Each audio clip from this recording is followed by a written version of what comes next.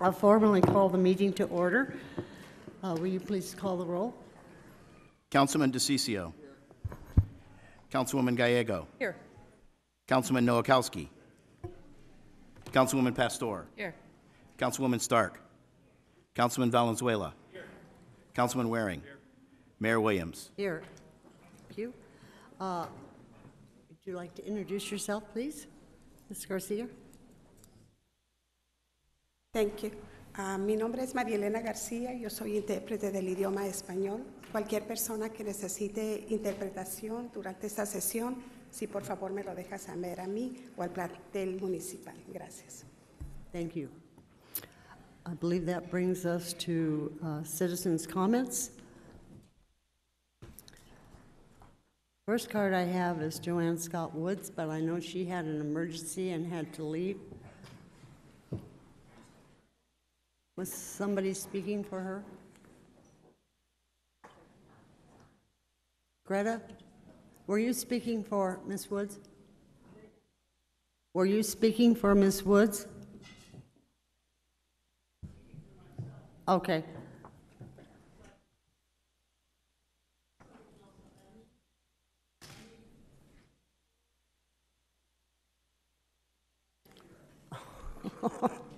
Pardon me. Luis Acosta, would you like to come down and speak?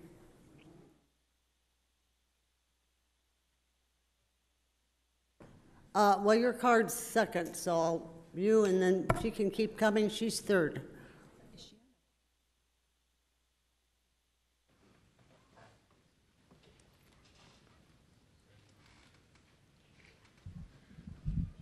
Good afternoon, Mayor and Council members. Great to see you all here today.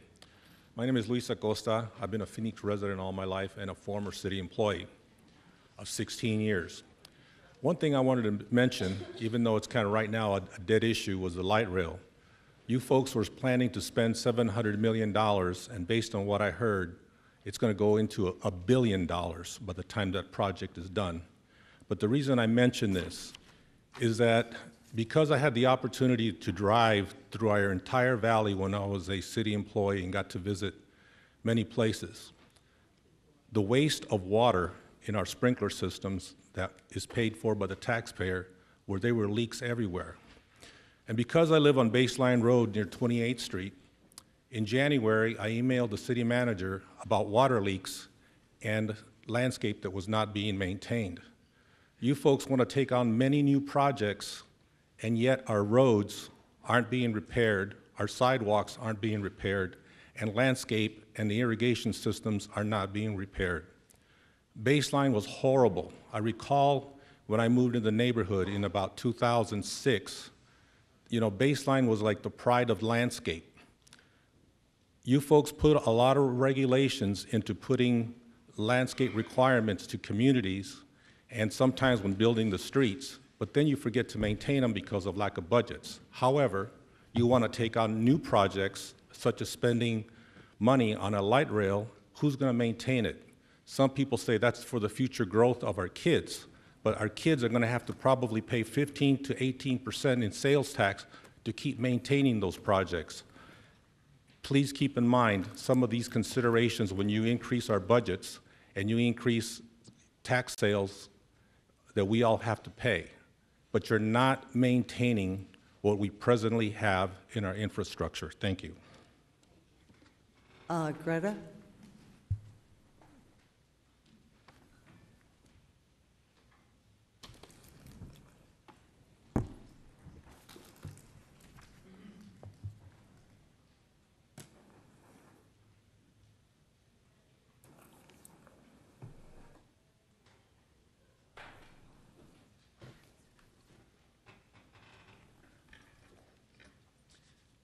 Before I begin what I came here to share with you, I'd like to give you a petition Greta, that a lady asked me let to him hand. fix your mic. I need to give this petition to the city clerk. It's from a lady who asked me to give it to you. She couldn't stay. Good afternoon, Mayor and Council, and all in attendance today.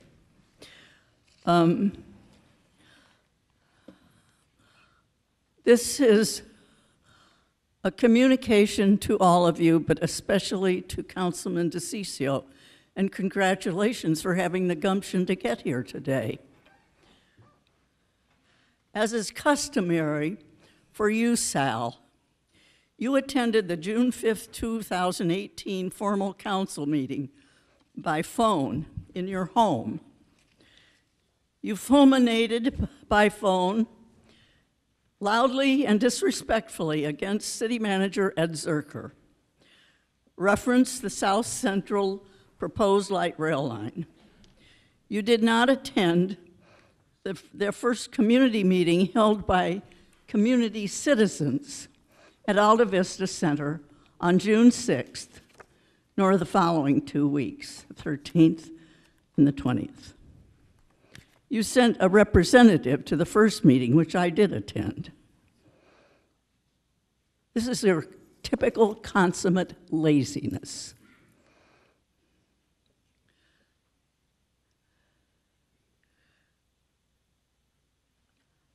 You concluded your tirade on June 6th at this council meeting by phone on a subject that you didn't clarify, concluding by saying, Ed, you lied to me. You are a liar, with no proof or reference to substantiate your vile accusation. Such an accusation to demean, disrespect, and/or damage a person, especially publicly without proof, is an act of libel, a felony, not a misdemeanor, and the definition of libel from the American Heritage Dictionary of the English language is any written, printed, or pictorial statement that damages a person by defaming his character or exposing him to ridicule. 2, the act of presenting such a statement to the public. Any statement and/or written claim presented by a plaintiff in an action at court of law. This is from the '69 edition of the dictionary I referenced. Your tirade, Sal, represents long-developed, inherent weakness in your character and coincidental disrespect for the body on which you serve, most frequently by telephone. You happen to live today 2 miles closer to this site than I do, and I've got 30-plus years on you.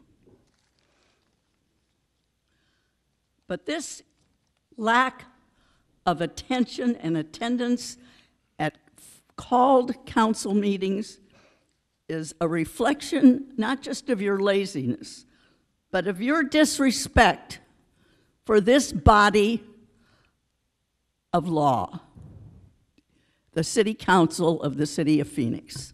And in line with that, a disrespect not just for District 6, which you represent, supposedly, but for all the citizens of the City of Phoenix. You are a living disgrace. You are essentially lazy and a disgrace to all. You are paid $60,000+ a year for a part-time job, including 2 months of paid vacation, plus very good health benefits, and eligibility for the PSRPS retirement system, the Public Safety Personnel Retirement System that is managed by the state.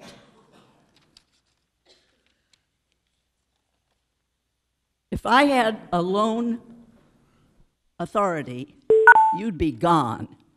And you would have been gone a long time ago for your consummate I need you to laziness, wrap up, Greta. disrespect, and defame. Thank you. That's the only cards I have for citizens' comments. Do you have any more? Okay, hearing none. How about the 24-hour paragraph?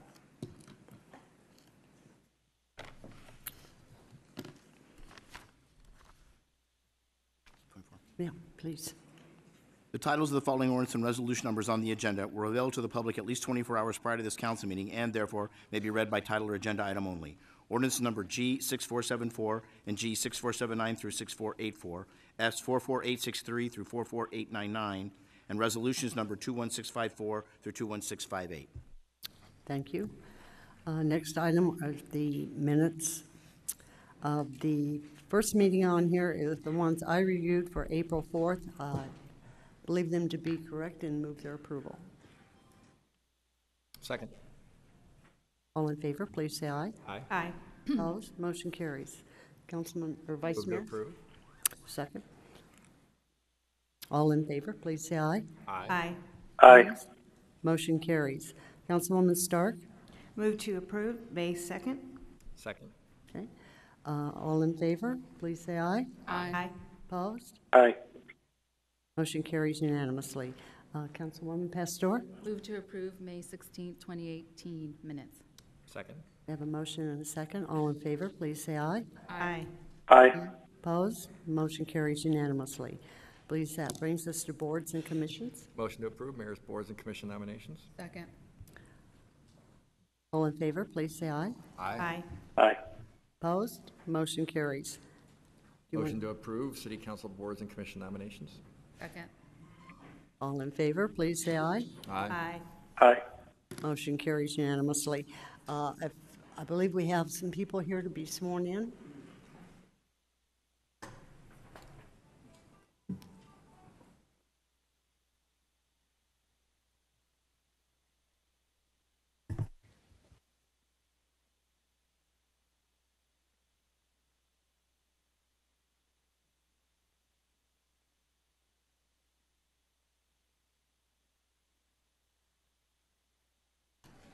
Your right hand, please.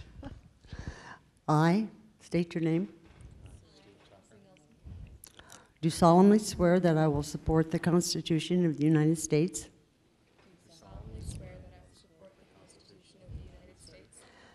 and the laws of the state of Arizona. That I will bear true faith and allegiance to the same. And defend them against all enemies, foreign and domestic.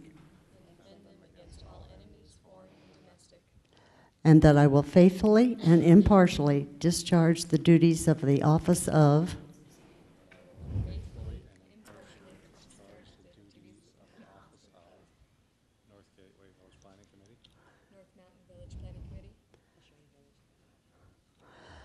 according to the best of my ability. So help me God. Congratulations. Now, if you, here, and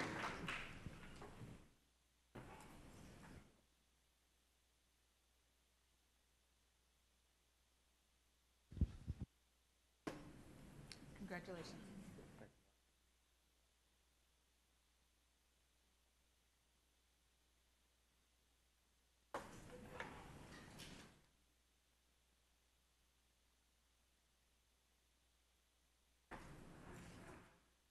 going to stay put, and I believe we have Chief Justice Taylor here and Judge Lowry to be sworn in. Do we need a motion to approve this? No, I don't think. I don't think it so, doesn't- okay. No. It's great to see you. It's fun swearing in a judge. You don't get to do that too often. Raise your right hand, please. I state your name. Do solemnly swear that I will support the Constitution of the United States and the laws of Arizona. That I will bear true faith and allegiance to the same.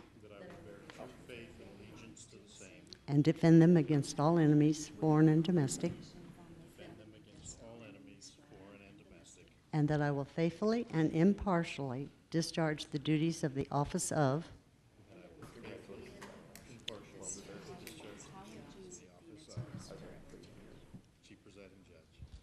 according to the best of my ability, so help me God. Thank you very much. You are official. Thank you for all the hard work you put in. We'd like you to come up here and have a picture.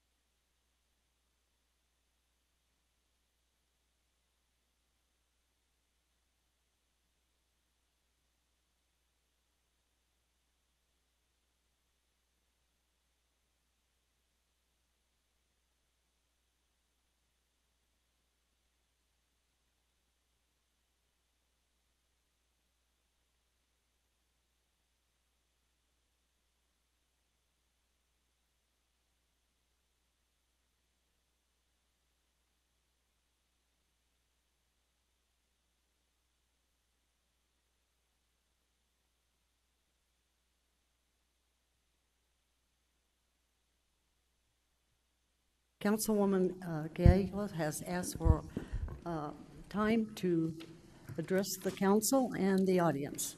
Wonderful. Thank you so much, Mayor.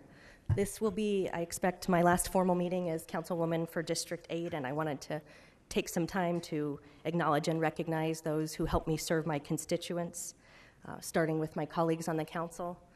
Mayor, you have been a great champion for infrastructure, and it's been a pleasure to work with you on those issues and to co-chair the age-friendly subcommittee, trying to make Phoenix a friendly neighborhood and city for people of all ages. I've been able to work with Vice Mayor Waring, frankly, on more things than I expected, and appreciate that very much.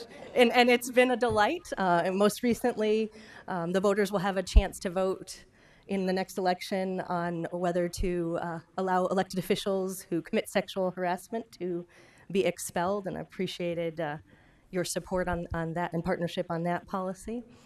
Councilwoman Pastor and I have worked together on many things, including the My Brother's Keeper initiative, trying to work to make Phoenix a more fair community for all young people, but particularly young men of color, on issues ranging from safety to literacy.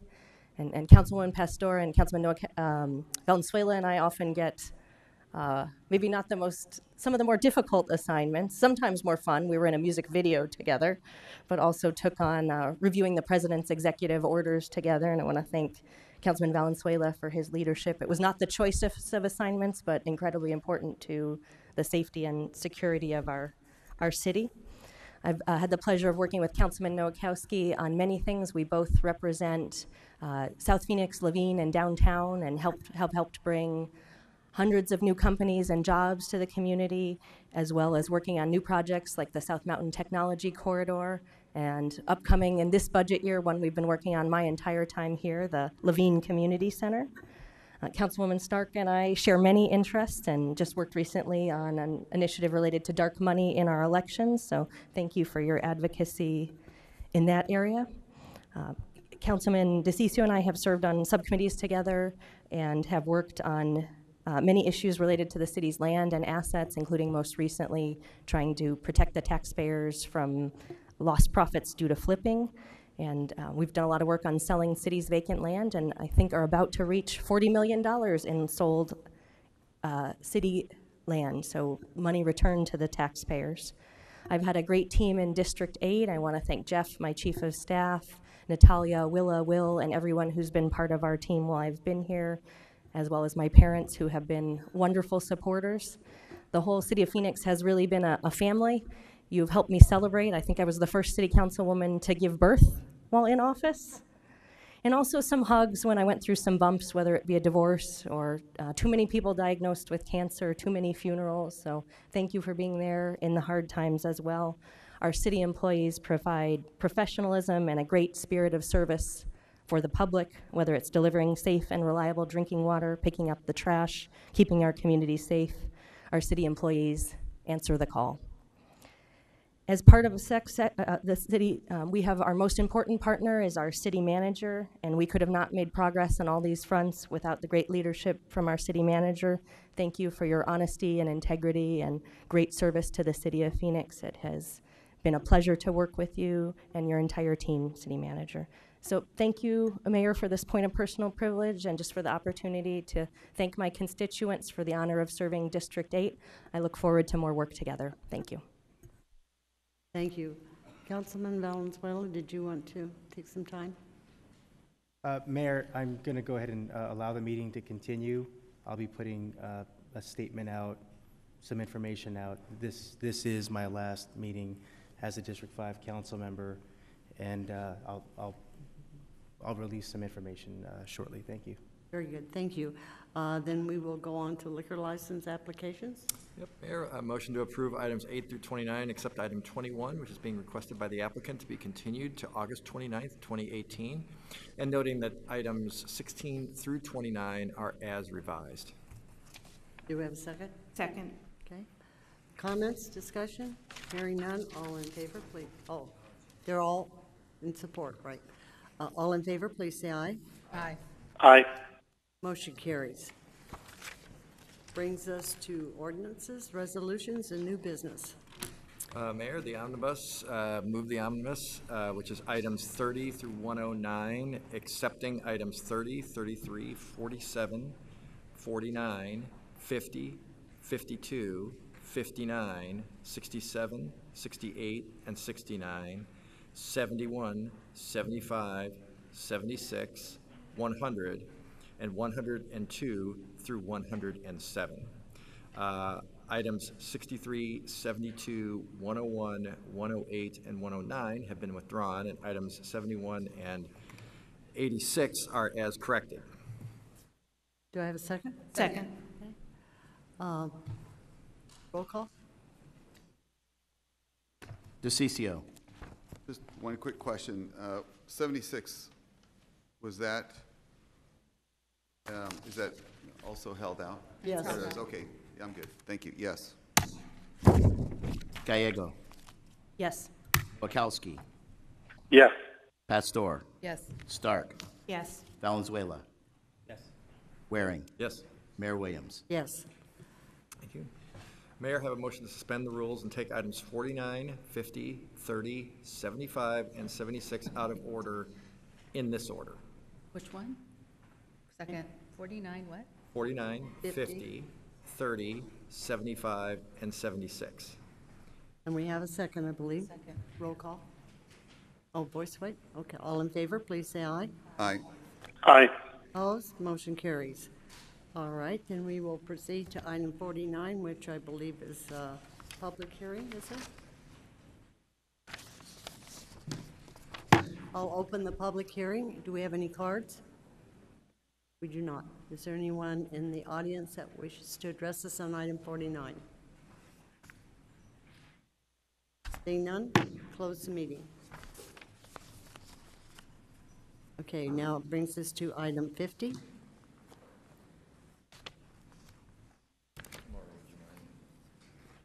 Move a motion to Second. approve item 50. Okay, Waring. we have a motion and a second to Yes. approve item 50. We do have one card. Wes Harris?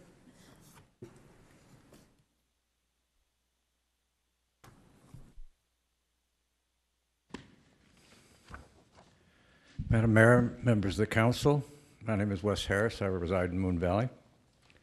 I'm here to oppose the item 50 tax assessment for the following reasons. We're requesting $163 million as a primary and $102 million as a secondary, the secondary being, I believe, service of debt, which represents 39% of the total tax assessment, which I find extraordinary.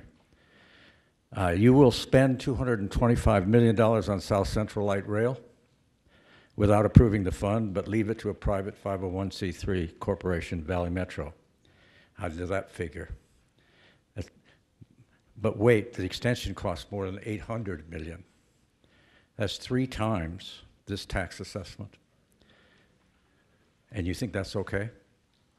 Please enlighten me with that logic. What benefit will the citizens of Phoenix, much less the citizens of South Phoenix, or the business owners on South Central, benefit from this expenditure?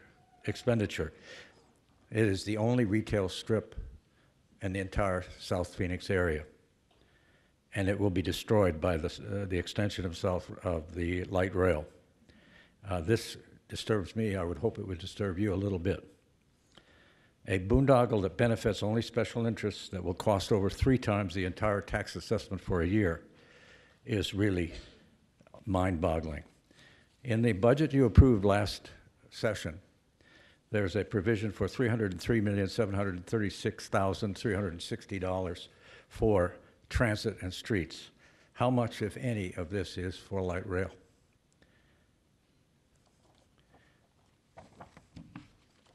That's the question. Do we have an answer?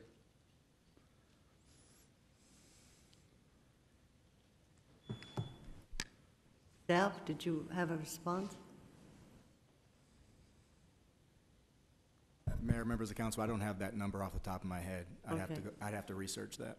Okay, then we'll have to get back to you, I'm sorry. That's hundreds of millions of dollars, and you don't have it off the top of your head? Any further discussion? This is roll call. He's trying to trick me. DeCiccio. No. Gallego. Yes. Nowakowski. Yes. Pastor. Yes. Stark. Yes. Valenzuela. Yes. Waring. No. Mayor Williams. Yes. 6-2. Thank you. Brings us to, I believe, to item 30. 30, right? Move to approve item 30. Do I have a second? We have a motion and a second. Any discussion? Hearing none, roll call, please. DeCiccio. Yes. Gallego. Yes. Nowakowski. Yes. Pastor. Yes. Stark. Yes. Valenzuela. Waring. Yes. Mayor Williams. Yes, thank you. Item 75. Move approval of item 75. I need a second. Okay. We do have some cards. A motion and a second. Is Joanne Scott Woods here? I know she had a family emergency. She does have a card in favor. Frank Reed.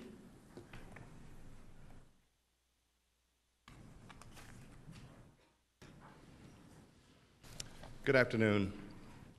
My name is Frank Reed, Executive Vice President with the Kobe Corporation here in Phoenix, Arizona. I'm also serving on the Board of Directors of the Greater Phoenix Chamber of Commerce.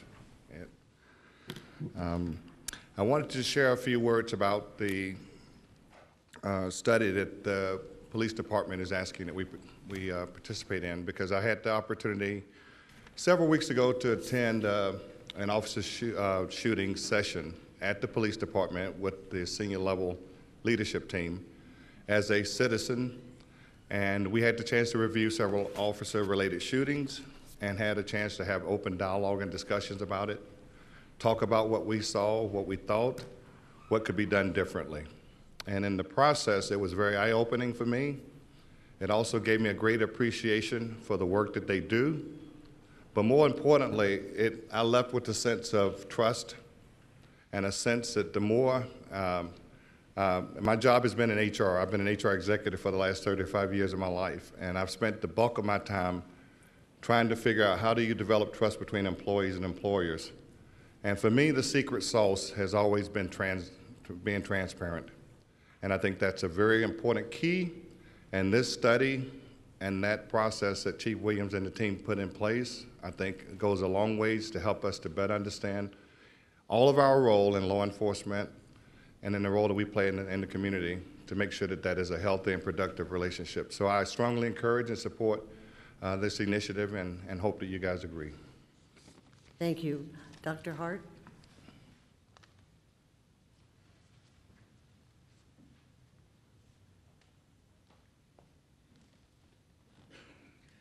Good afternoon, City Council members and the mayor and his executive team, and to the constituents and community members that are in the audience. My name is Dr. Ann Hart, and I come to you as a member who has been on the Community Police Trust Initiative for over 5 years. And being a member of this Community Trust Initiative was a part of our community concern as to an incident, as many of you are well aware, that happened several years ago with our former councilman, Michael Johnson. It was something that hurt our hearts deeply to know that we didn't have a full understanding or any comprehension of how something like this could happen to someone who serves our community. It was to the undertaking of, at the time, police Jerry Williams, who is now our City of Phoenix Police Chief, that we're very happy to have her on board, as well as her assistant chiefs that work with her, and Chief Kirkenbach. I became on this committee with several other community constituents and have been working as a part of this committee, which transitioned into what is now called CPTI, the Community Police Trust Initiative. After that incident, there were many concerns from many community members, and we want to use our voice, and I want to use my voice to inform others of how important it is for us to follow through with transparency, open communication, and dialogue and collaboration, not only with our police department, with our police chiefs and her executive team. It is important that we understand what goes on in the police shootings and that we can have an opportunity to collaborate, to dialogue, analyze, and understand how moving forward that we can eliminate the possible police shootings that have not been explained or justified. And I think this is a good approach to working with the department and using this study so we can all understand it, and the people that represent themselves as voices today can transfer that information back to our community. Because most important, we want to support, I support the work of the police chief and her department and keeping this study open and transparent. Thank you for your time today. Thank you. Gail Knight.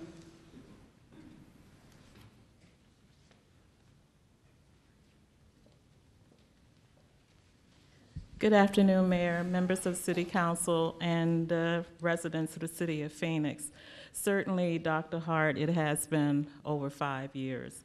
We started first with the Community Relations Communications Group with the Police Department, and then from there to the Community and Police Trust Initiative.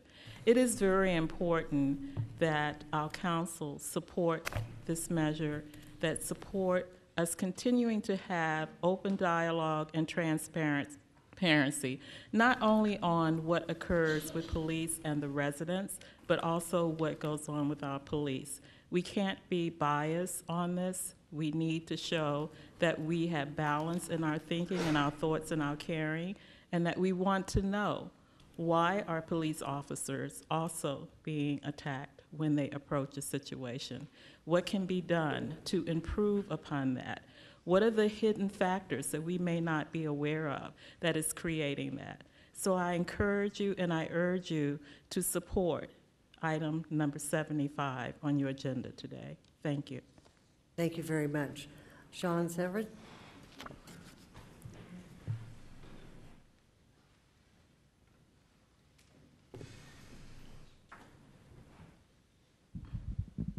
Mayor and members of council, good afternoon. So a few weeks ago, I had the opportunity to go to my optometrist, and in the parking lot, I noticed an altercation with a woman and a Phoenix PD officer. And the woman was acting very erratically. She was clearly, either had some mental issues or maybe was on some sort of drug. But the police officer dealt with her so well. She was spitting at him and cussing at him and actively disengaging from him. And he was in the process of arresting her. And I just want to say that I think certain council members have in the past been so supportive across the board of the police officers, regardless of their behavior, that it does an absolute disservice to this young police officer who is doing everything right. And given the leeway that apparently the union and the council members have sort of given to the police officers, this young officer who was doing everything right had the ability to shoot and kill her, right? Because she was actively trying to struggle with him. That's absolutely something that could have happened and no one would have said anything. So in the subcommittee, the community told you exactly why this is happening. And when it comes down to it, it's not only a failure of leadership from Chief Williams, but a failure of leadership from the union and from the council for not keeping everyone accountable.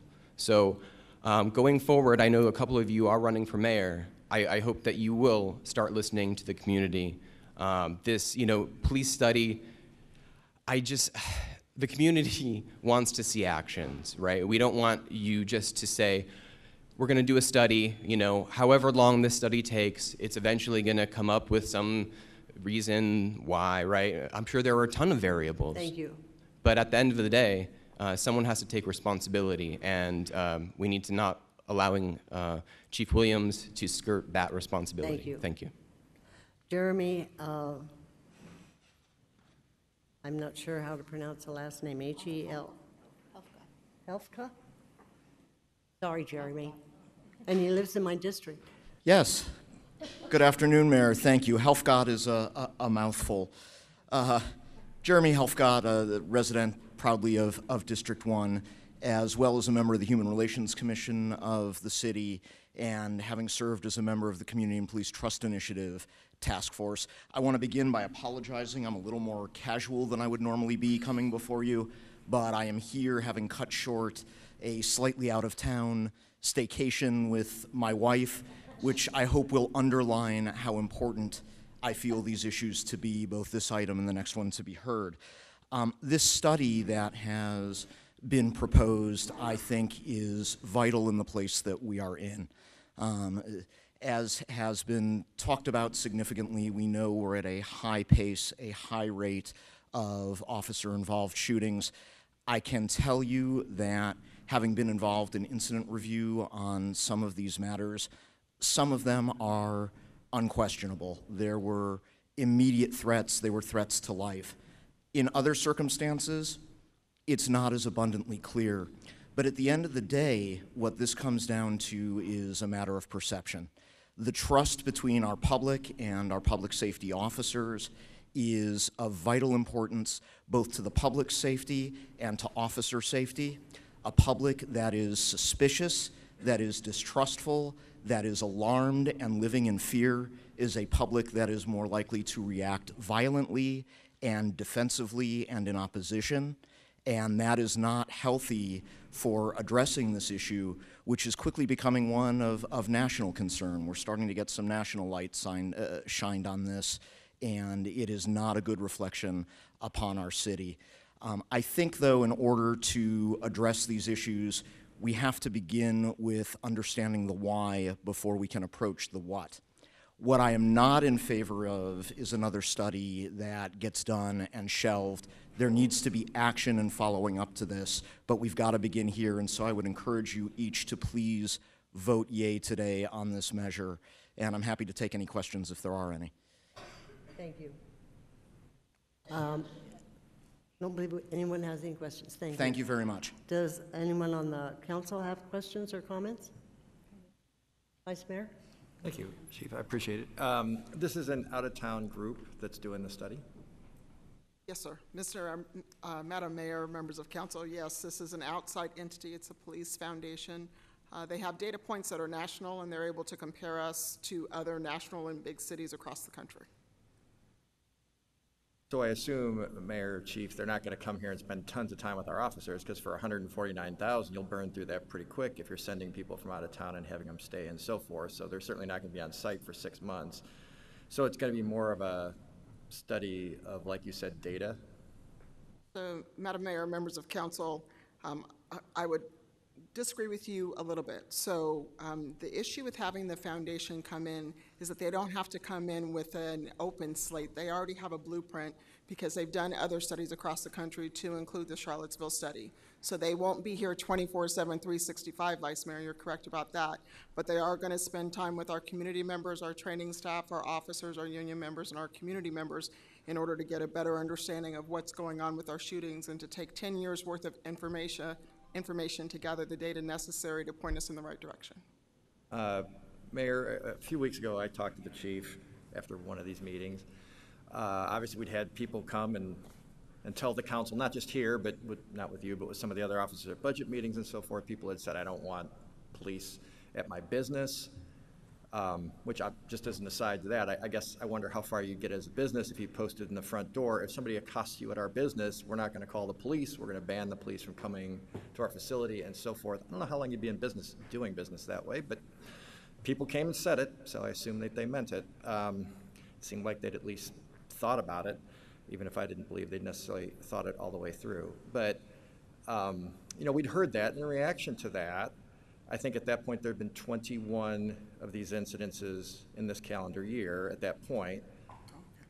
Okay, and so I think I asked you at the time how many of these people were armed, how many were shooting at our officers. I think in what you told me from my memory is that all 21 were armed, 3 with knives, 18 with firearms, and that 6 or 9, you weren't sure because I kind of caught you on the spot, had fired at our officers. Right. So, That fair analysis is the first 21? So we're at 28 now. Yes, but it was 21 at the time. In 20 of those instances, the individual had some type of weapon or dangerous instrument that posed a threat to officers. And we had 8 instances where people shot at our officers, 6 to 8 instances where people shot at our officers and or either killed or harmed community members prior to police arrival. So when you told me those statistics, I wasn't surprised. We get the texts about these incidences, maybe not in real time, but shortly after they happen, so that if anybody asks us about us, we're aware, certainly if they're in our district. But it did strike me, so at least so far through those 21, I'm not sure what the National Police Foundation would say. It sounds like, without getting into the legalese or any individual issue, it sounds like you believed, at least that's what I took away from our conversation, that all 21 of those incidences, the officers responded appropriately. I don't expect you necessarily to respond to that, but that's what I took away from it because I understand if there's lawsuits and so forth. I guess at some point, I just feel like this is second-guessing our officers. Again, we have processes to examine each instance, correct? That's correct. So we're doing it again. We're having an outside group really just kind of look at some numbers, because for $149,000, they're not, you know, if they were based here, maybe that would be different, but travel and so forth, I think we agree, they're not going to be spending a lot of time going over each incident with the officers or the people involved and so forth. I'm not sure what we're going to get out of this. I can't remember, it was sometime in the last year, because President Trump came and visited, I believe it was in August of last year, and as a follow-up to that, some members of the council asked for a study. Again, I think it was an out-of-town group. What I remember is it got put on an agenda, and then I think it failed unanimously, if my memory is correct. I could be wrong about that. Maybe somebody can look it up and correct me. Part of the reason it failed was community response was negative. Part of it, I think, was I think the union was against it, and part of it was the cookie-cutter approach, which you kind of alluded to with this group. Here we are 6, 8, 10 months later, and we're kind of doing the same thing. If that failed basically unanimously, as I recall it, but maybe 1 or 2 people voted for it, I can't recall, I'm not sure why this would pass. That seems counterintuitive to me. I would also say, I think one of the members of the public who spoke was referencing me when they said people supportive of police, a mantle I wear proudly.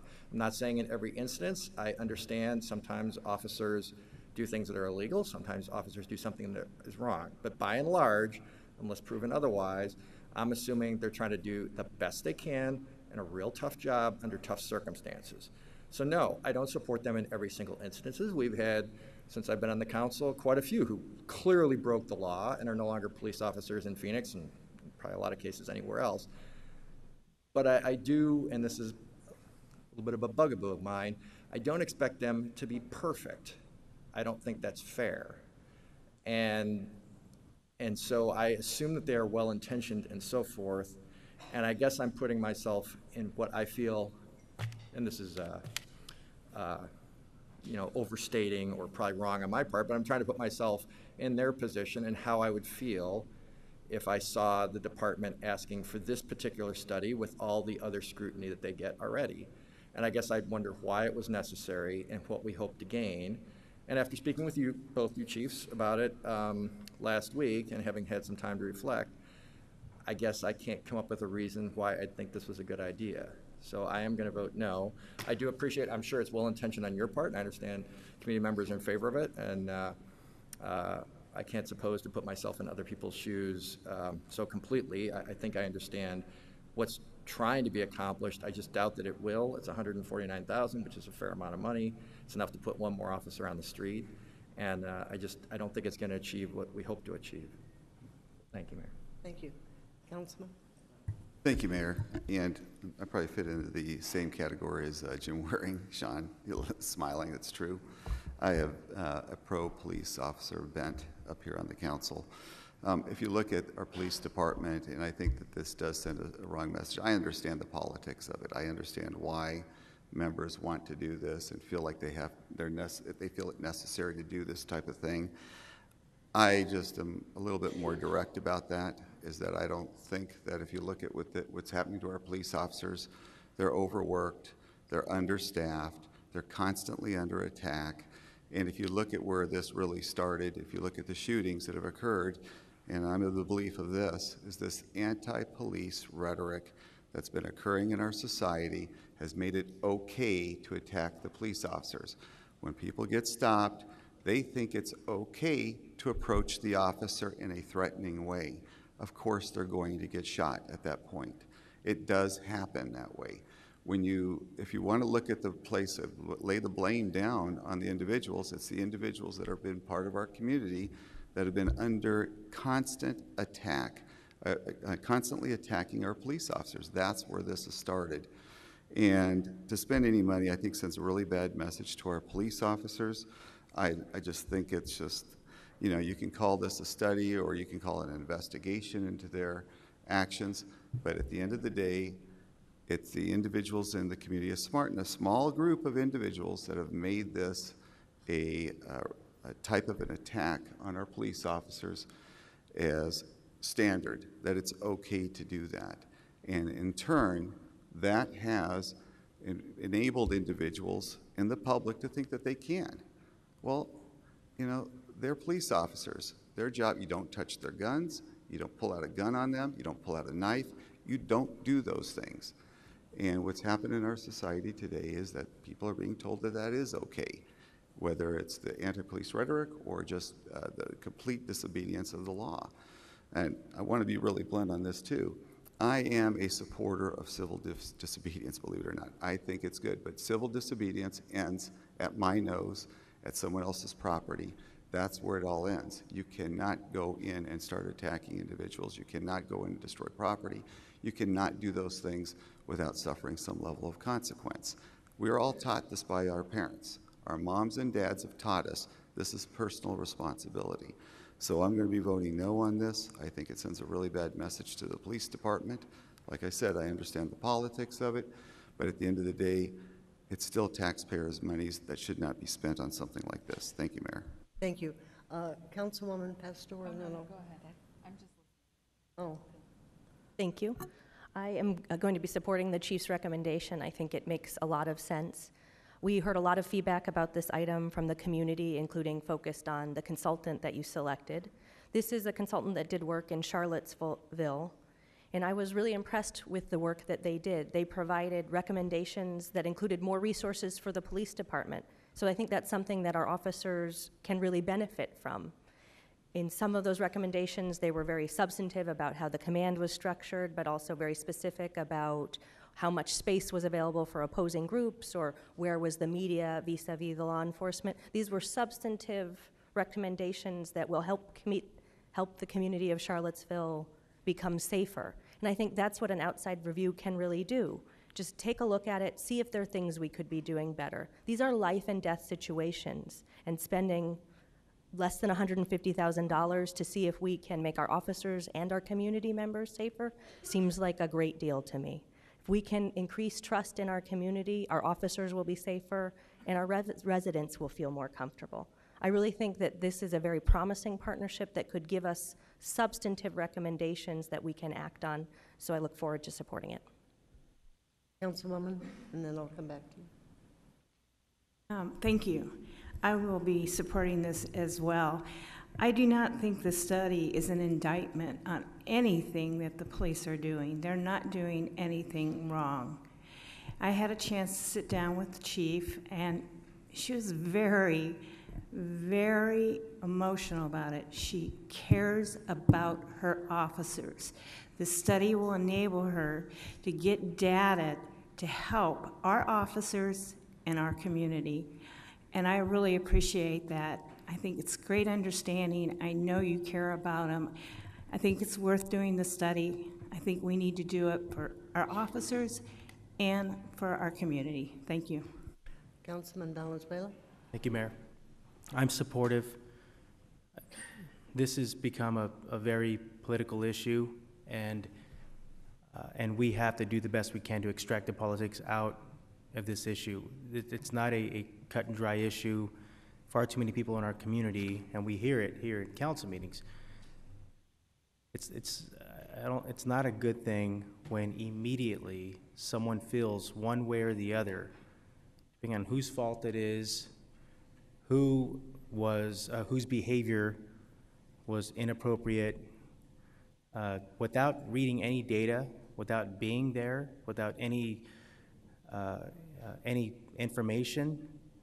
Far too many people just assume one way or the other that it's either someone in the community that did something wrong or an officer did something wrong.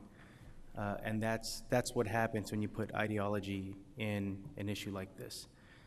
We have to extract the politics out. It is as far as I'm concerned, this is a leadership vote.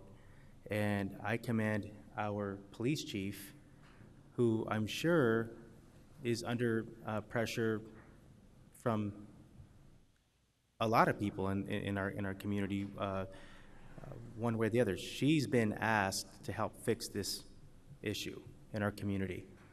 I think it's unfair that when the police chief brings forth a potential solution, that she will not get the support to help figure it out. So I think this is a positive thing. As best as we can, we have to extract the politics out, have a conversation, and move our city forward. Thank you. Thank you. Councilwoman Pastor. Yes. My concern about the study is whether or not we will truly get to the why. And how this study has been presented as to we want to understand why things are happening the way they are. And I'm not really sure if we'll get there. And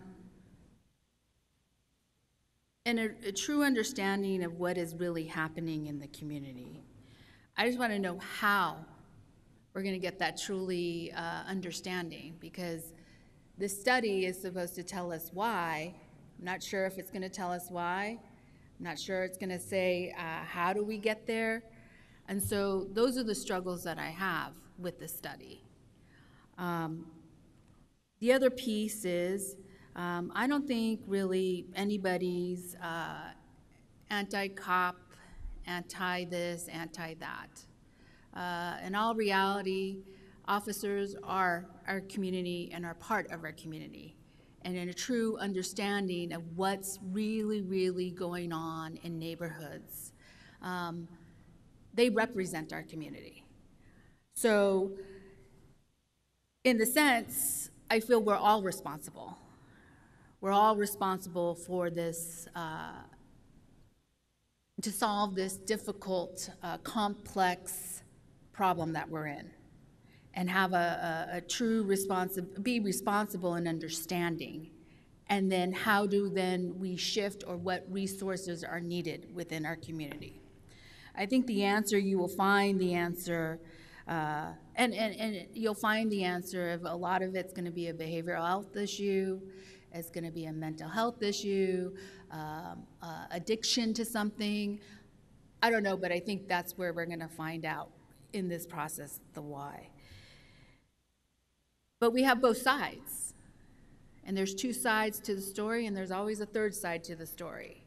And in all of this is looking at all the sides and understanding. I would like to know where the community component is in here, because it's not written in the agreement. And I want to know where we have to write that in, or do I need to make a motion to add the community component? And I don't know what side it goes on. I don't know if it goes on the foundation side, or if it goes on the ASU side, or where that component, because I heard loud and clear at our committee that we would add the community piece. And at the time, I was very uncomfortable with the study because I had not been briefed in the sense of understanding all the complexities and what was intended or is intended for the study. So, Madam Mayor, members of council, Councilwoman Pastor, so the community piece is a component of the foundation study, but remember, we have to start somewhere. And gathering data and information is what the foundation is going to do in that somewhere piece. What the foundation won't do, and this is to Vice Mayor Waring's point, they're not going to draw a justification and conclusions. They're just going to find out and look at the data why. We take those data sets, we present those data sets to the department, the community, and then we gather that information and give that to Arizona State University, who has a wider reach with our community members in order to bring them in to discuss the second steps. If my memory serves me correctly, Mayor Williams in our Public Safety Subcommittee conversation said it best. She said this is the building block to move to phase 2. So phase 1 is gathering data and information. When people ask me why do we have officer-involved shootings, I don't have the answer to that question. Conceptually, I can tell you I know why my officers are engaging and enforcing and doing what they're doing, but I don't understand the underlying issues. So there is a community component to this piece, as well as a community component to the Arizona State University piece. But the foundation will look at 10 years worth of data to include citizen contacts, crimes, violent crimes, officer-involved shootings, training, policy, procedures. They will look at that and give us the template and the model to give to Arizona State to better include the community. And as part of the foundation's component, they also said that they were willing to present the findings to the department, to the community, to our elected officials as well. Okay, I have a second question because I remember this came up in the meeting. The second question is, we were talking about in a holistic way of looking at the study, if the study moved forward, in a holistic way, will we also be looking, and I think it's on the ASU side, be looking at the information about the officers, of like what 8-hour rule, I don't know what the rule is, I'm just, but you know, at the amount of time they have amount on of time shift. and yes, and all that. Will that also be included in the study, or is this just a broad study and then we're gonna dig down? I think the study memo is a broader version of that. As opposed to looking at the key components with the officers, we would take the data from this again and give it to Arizona State for the holistic approach that you and I spoke about. Okay, okay. I have one more. Okay. We did a study, and I think Kurtenbach, you can answer this one. We did a study, I want to say 2 or 3 years ago, regarding our police officers, kind of, I don't know the term to use, but looked at what stresses they had on them as they were working the beat. I don't know what I was just to say. Can you explain about that study? I think you know which study I'm talking about. I can't remember what it was called. Mayor Williams, Councilman Pastor, I want to make sure that I answer your question correctly. And so you are not referring to the 2009-2014 officer-involved shooting study that ASU conducted? Is it something separate from that? I want to say it's that. Give me background and then I'll tell you. Okay, so in 2013, to refresh everyone's memory, we as a department had 31 officer-involved shootings. That was the most we as a department have ever had. Chief Garcia sought to understand why there was such an increase in officer-involved shootings. So we had ASU come in and look at that 6-year period from 09 to 14 to evaluate principally officer behavior. Such things as how long had an officer been on shift prior to the encounter? How long had an officer been on the scene prior to having to use deadly force? How many years on, distance between the officer and subject, weapons used, et cetera? That is the study, because I voted on it. That's why I'm like, there was a study. So to me, this is like a building block. Since we did it in the past, now we're building on to what we know, and now being able to analyze kind of what is happening within the community. To me, this is now the community portion in order for the studies to come together and us really to get a broader view.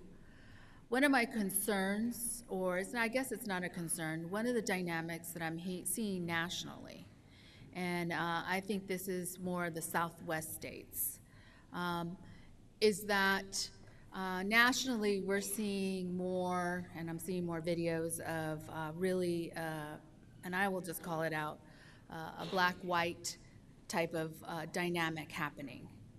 In the Southwest, the dynamic is black, brown, white.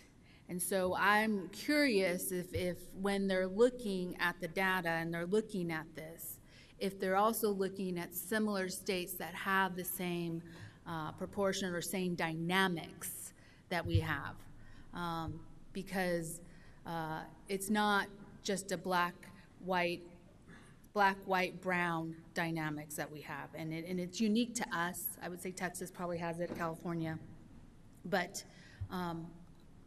I'm curious to know if we could look at that or if that's available. So, Madam Mayor, members of council, that's the beauty in using the Police Foundation. They have the accessibility to reach all of the major cities, to include those of us in the Southwest, to draw that data and information. Councilman Nowakowski, do you have any comments or questions? Are you still on? No, ma'am. Okay, thank you.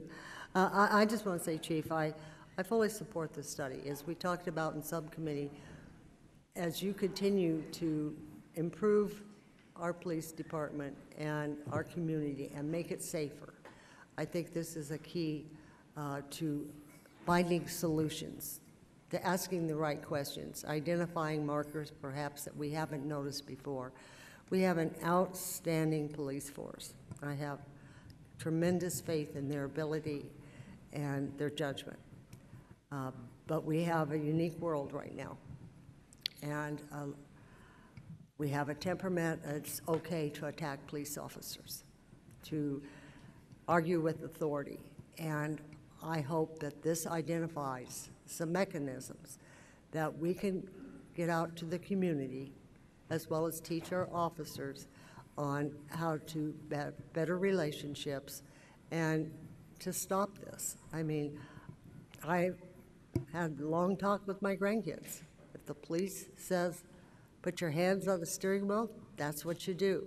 If they say, get out of the car, that's what you do. You don't argue, you just do whatever said. And then we avoid a lot of this. But that's not a prevailing attitude anymore in many areas, which is a sorry state of affairs. So I'm very supportive of this. I see it as a building block, a furthering our knowledge, and I appreciate you bringing this forward and your total support of always improving your force. Thank you. Any further comments? Hearing none, roll call. DeCiccio. No. Gallego. Yes. Nowakowski. Yes. Pastor. Yes. Stark. Yes. Valenzuela. Yes. Waring. No. Mayor Williams. Yes. Brings us to item 76.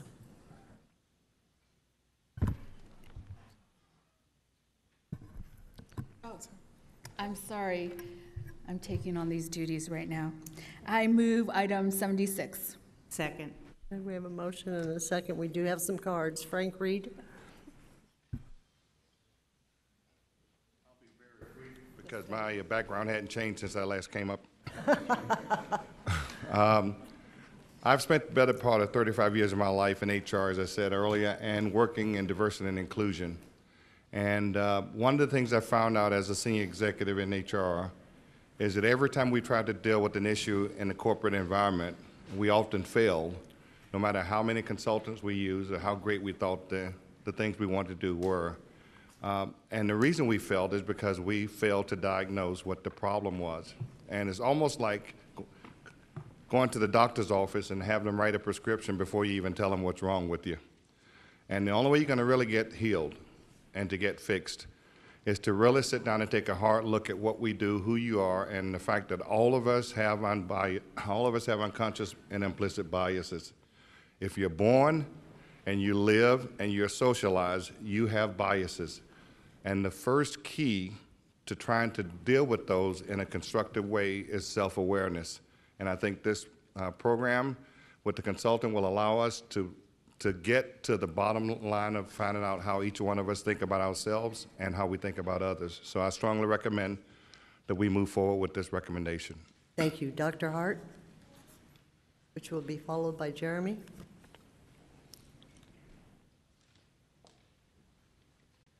Thank you again, council members and mayor. This is a very important initiative that we should follow through with. Transparency and developing trust for building community trust and justice, utilizing best practices is a main feature of this.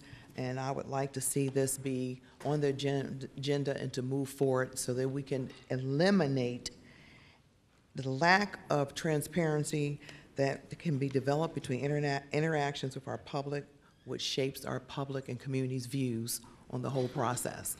So I look forward to having your council members vote yes on this. Thank you. Thank you.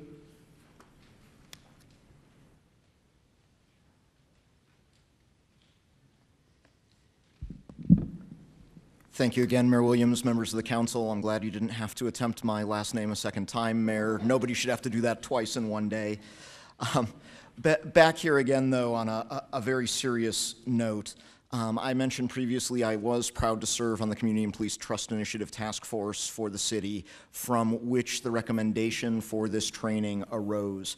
And I am here really very strongly to encourage support of moving this forward. We have had training of this sort in place, but in the case of this particular kind of training that is so nuanced and gets so to the core of who people are and how they think and react, the quality and level of the training is almost more important than having the training itself. If it's not of the quality to have an impact, it might as well not exist. So I will encourage each of you to please support this action today with a yay vote.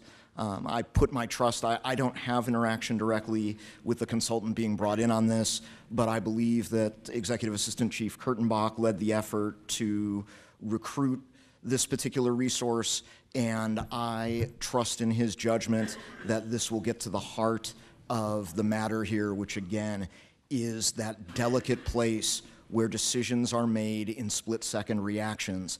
And it's interesting that this item follows the previous item because the two are so closely intertwined.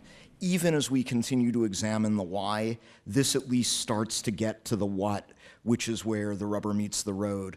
I will mention also, in addition to the CPTI passing this recommendation, the Human Relations Commission has voted unanimously on multiple occasions to affirm this recommendation. There's strong citizen support for this action. And again, I will encourage and ask each of you to please vote yay and support us on this. I thank you, and again, if there are any questions I can answer, I'm happy to. Thank you. Thank you very Gail much. Knight, followed by Paris Wallace.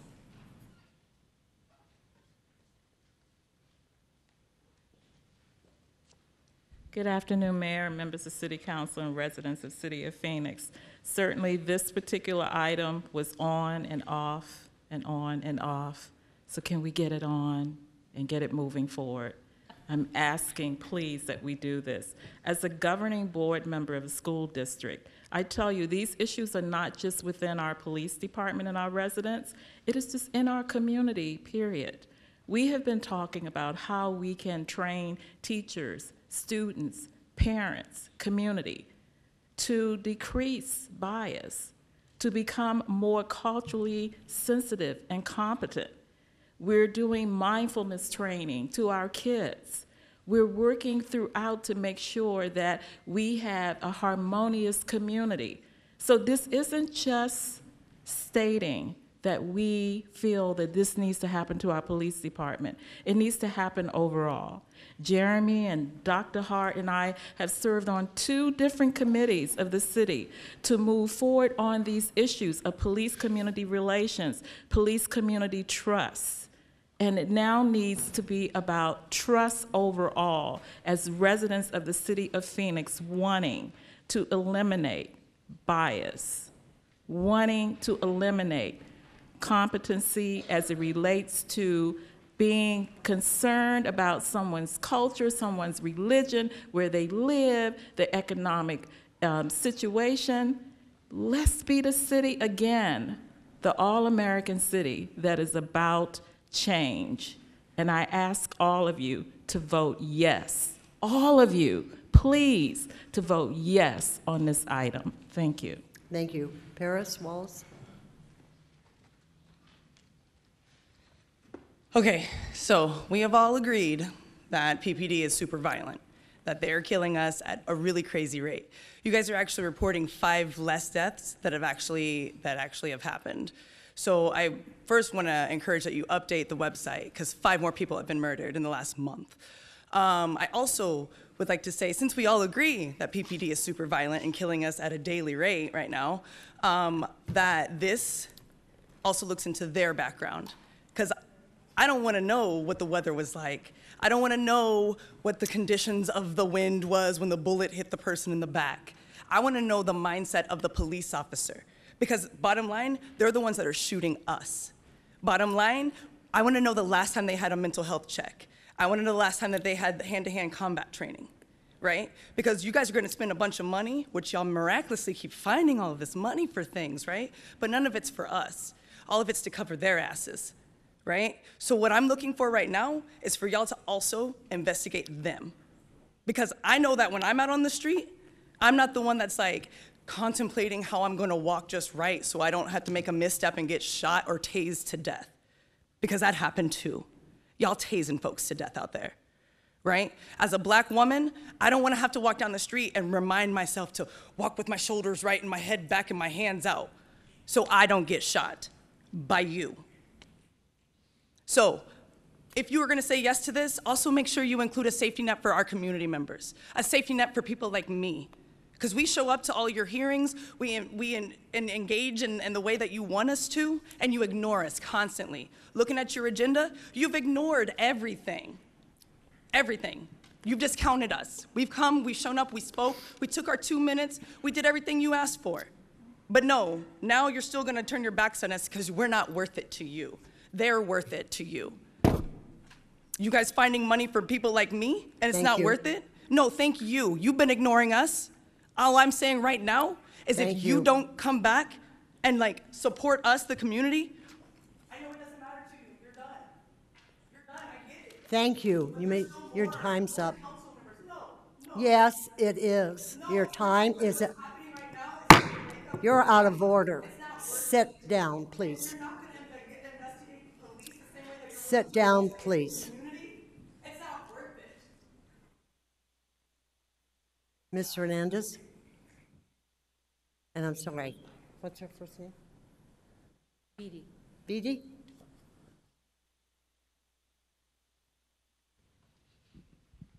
All right, we came to actually speak on the item before this, and we did not see the item change as well.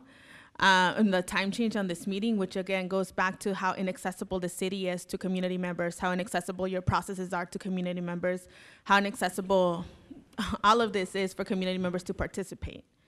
And there's a lot of people that wanted to talk about that and asking you to make amendments to that. That proposal, even though Councilmember Pastor and Nowakowski asked for community input last time, did not include it. And I heard that it will be a part of the process, but if you want to really, there is no trust. We do not trust you. We do not trust the police department. We don't trust you, Chief Williams. And if this is, part of what I saw in your report is that this is about trust and trying to build up trust, that means that from the beginning, you need to include community, not as an afterthought, not to research, but we need to tell you what information we want to know, what information you want to investigate. Councilman Valenzuela said that people are coming out here without facts. We have facts, we have data, we have reports. And community members can ask what reports and what information is needed from the report previously. And this training, right, is another example of that. It doesn't matter how much training you do, how much money you spend on these trainings, if there's no accountability process, if there's no data being kept, if there are no records being kept. You have the incident that happened in 2010 with Councilman Johnson at the time. You have CPTI, you have 1, 2, 3 over investigations and committees and tables, and all of them end up being nothing. They all end up being political show on your part. This isn't a political on our part, it ends up being a political show on your part, who say we're gonna do this, but then actually do not take any steps to hold accountable, to hold responsibility. So no, there is no trust, and there will not be any trust until community members are part of the process from the beginning. We don't wanna be an afterthought of the investigation right now with the foundation. We should be at the beginning asking, this is the information that community wants to know, this is information that community wants to hear. And on the bias front as well, what we want to know the officers that are being, what are the comments on them? We want to know about the officers. We want to know about their training. We want to know about more. This isn't about training. This is about accountability. So Chief Williams, we're asking you to take leadership in that end, and for the council members, for you all to stop playing politics.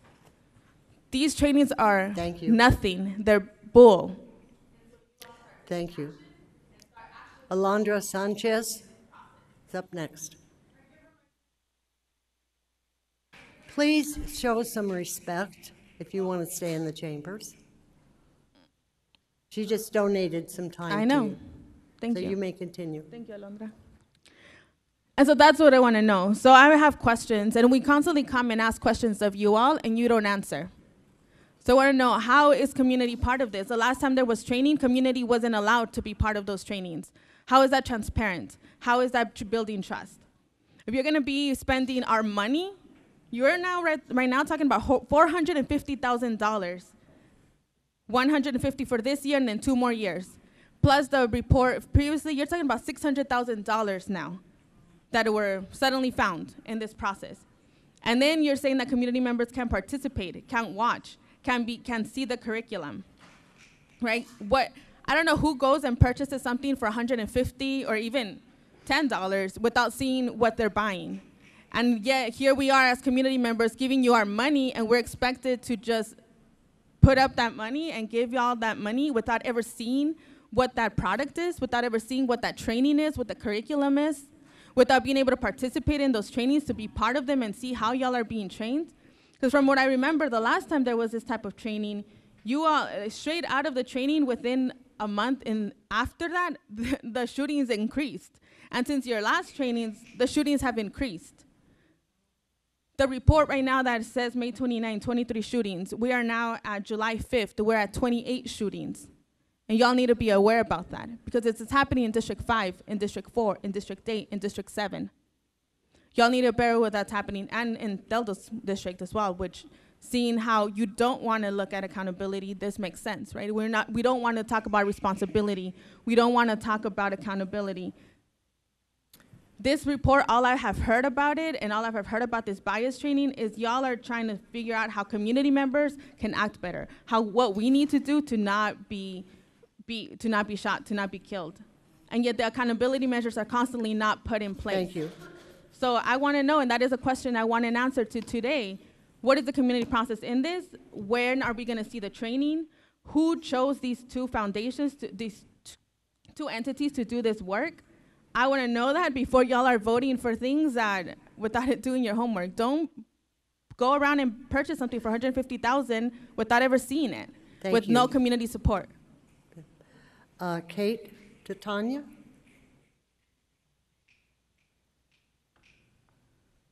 Followed by Maria Sanchez. First of all, it's to Taya.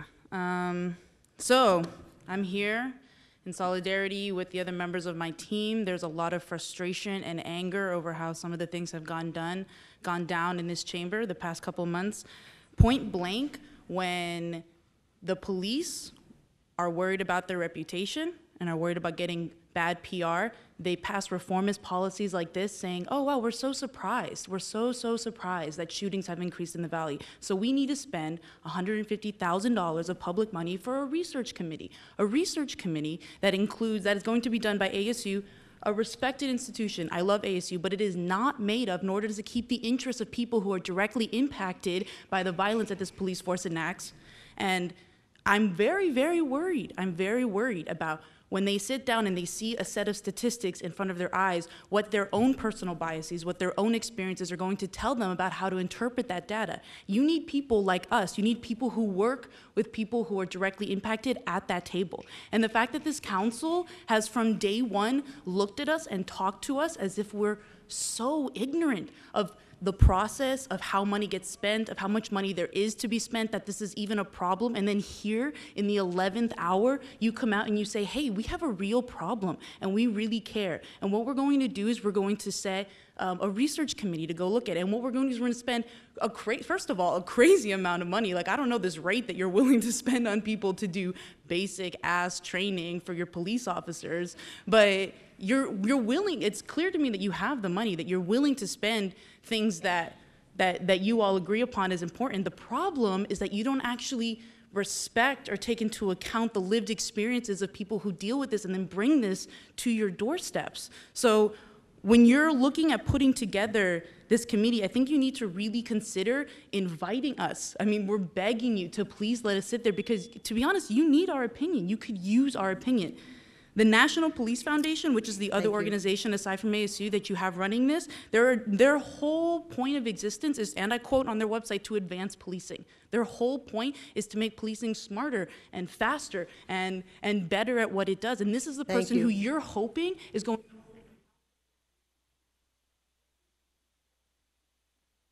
Thank you. Maria Sanchez, followed by Jennifer Hernandez.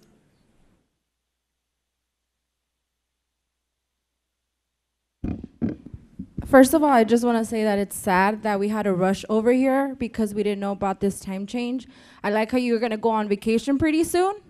And here we are with our kids trying to figure this out. And because we care so much about the community and what's going on, right? You're going to go on vacation and you haven't even updated your website to tell people how many police shootings have occurred. It's sad. It's sad to see that. And it's also sad to know that this research is not going to do anything because you're going to go and look at stuff that doesn't matter when police are still hurting community members.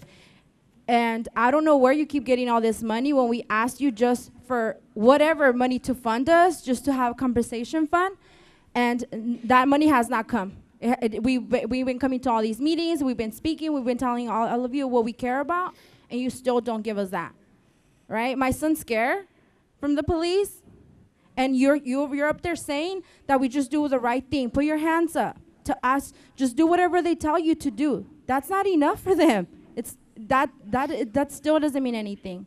So I just want to say that it's very sad that you keep your political agendas to try to look good. It's not doing anything for us. It's not improving our communities, and it's very sad to see that. Thank you. Jennifer Hernandez, followed by Isabel Garcia.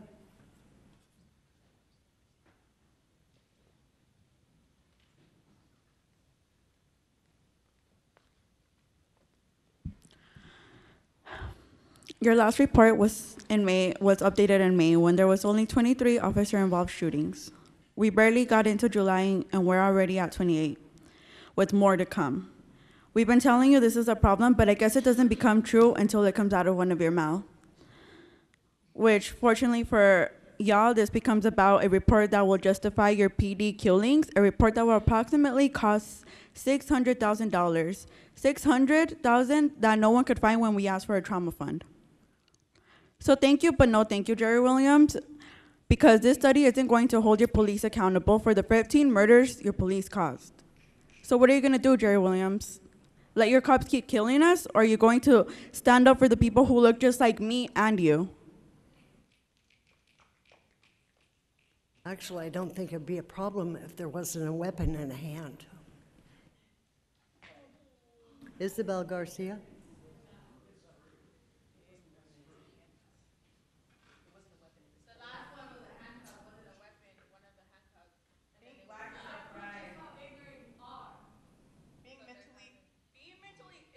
Hey, would you please let, is it Isabel? Yes, my name is Isabel. Go ahead. So as a resident of Phoenix, I love this city. I grew up here, I was born here, I was raised here, I was educated here. But it angers me that you all are treating us this way. It troubles me that you all said that the community was going to be involved, and you even stopped your process to do that, and it didn't happen. So this is a question to Williams and to the council. How is the community going to be involved? How are you really going to take us into account? We're telling you, we've been coming, that we want to be part of the process, and it hasn't happened. How is this report going to take I have a question. How is this report gonna include us? How are we going to have access to the information? Or is this gonna be another $150,000 wasted of our taxpayer money to cover the police? How are the police gonna be held accountable? How are shootings going to be prevented during the 6 months that this report is going to be written? How are shootings going to be prevented during this training that the police are going to undergo, which looks really good on paper? It looks really good on paper. Oh yeah, we've had this implicit bias training, but how are cops going to be held accountable after the training? How come cops are not being evaluated on their implicit biases before the training? Because obviously there are some real biases that are costing us our lives. So that's my question. How are we going to be invited and to participate in this? Because we're here, we're ready. And how are we going to be held? How are the cops going to be held accountable? Because we're watching, and we're going to keep coming. We're going to be ready when you all come back in September. We're going to keep organizing and building our power, and we're going to come back, and we're going to be watching you. Thank you. Berta Rita?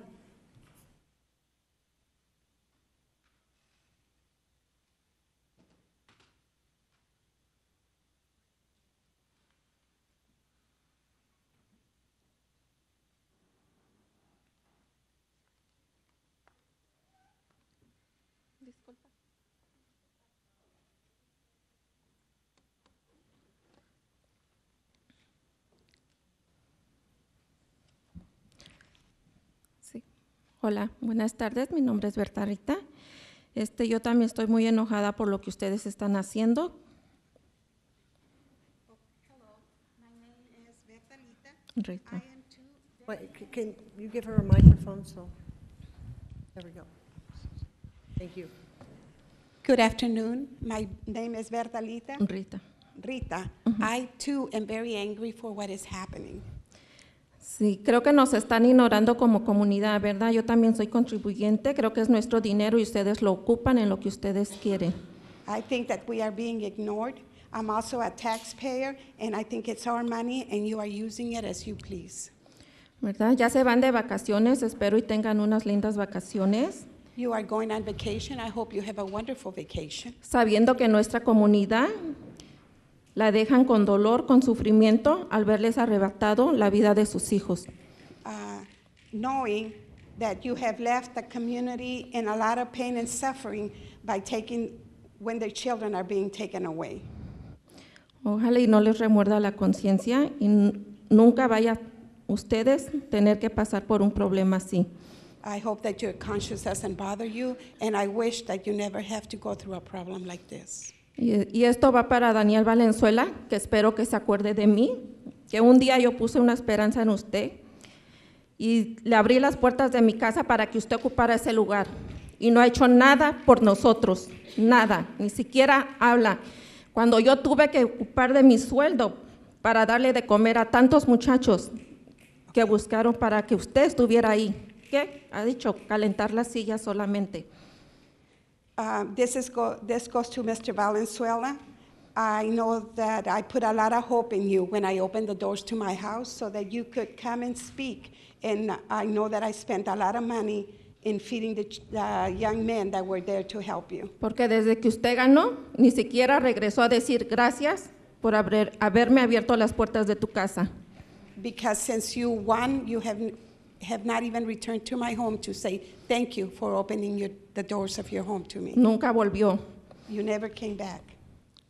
Espero, si en nuestro distrito 5 jamás hizo nada, creo que como alcalde tampoco lo va a hacer. Espero que no llegue a ocupar ese lugar. As a representative of District 5, you never did anything for us. Porque as mayor, I don't think that you're going to do anything, so I hope you don't win. Necesitamos gente que en verdad se los tengan muy grandes, se los carguen muy grandes para defender nuestra gente, nuestra comunidad y sea nuestro rostro y nuestra voz para defender a la comunidad. Because it takes a great person. It takes a strong person to represent the people, to represent our community. Creo que nadie de ustedes merece esos lugares porque no están para nosotros.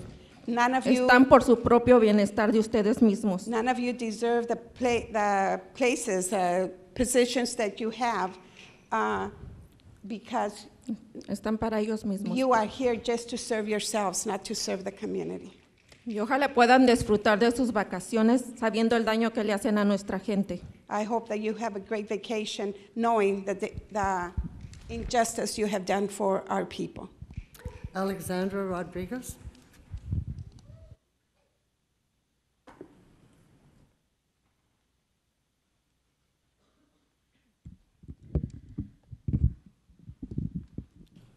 I just want to start by letting you know I'm a 17-year-old teenager in Phoenix, Arizona. I shouldn't be here right now. I should be out with my friends, watching a movie, doing stuff that I like, doing stuff that I love that maybe sucks up my free time. Not here telling you what to do. You work for us. We shouldn't have to tell you that you need to listen to the community and have us there at those tables during the research. We shouldn't have to tell you that. You work for us. Your job is to listen to the community and better it. We shouldn't have to be here right now. My team shouldn't have to be here right now. We're fired up, and you know why. You haven't been listening to us. We've been here countless times talking about this. I'm tired. I've been respectful. I've been, when you told me to stop talking and my time's up, I've been walking back down that aisle. I'm mad now. I can't. I'm not gonna. And you can laugh all you want, like you can smile and giggle this off, like, oh, our team's been here before, we've been through this, but no. You need to do something. Do something. Listen to what we've been saying. Put that in action and change your vote.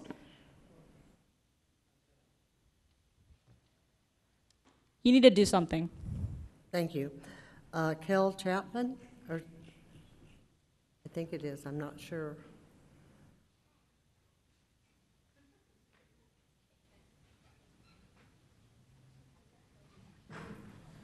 Oh, Ken, sorry. No worries.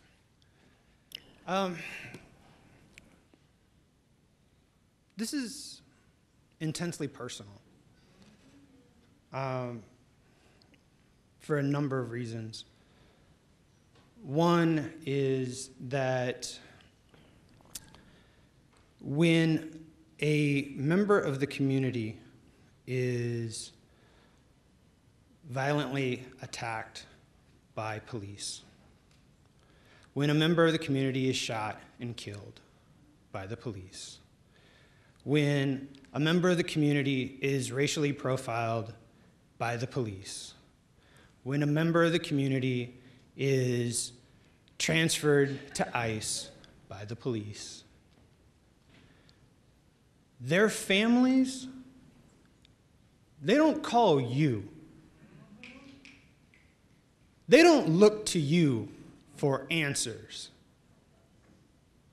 They don't look to you to hold the police accountable. They don't look to you to explain what happened. Why a mom who called the police because her son was having a depressive episode and she didn't know what else to do, ended up dead in their living room. Why an 8-year-old has to live with nightmares of their older brother who was shot and killed by police. Can't get simple counseling. Why, when a family member or a member of the community reports a crime but ends up being transferred to ICE, that devastates the entire family, and the family doesn't call you, they call us and groups like us. And you have to ask yourself, why does that happen?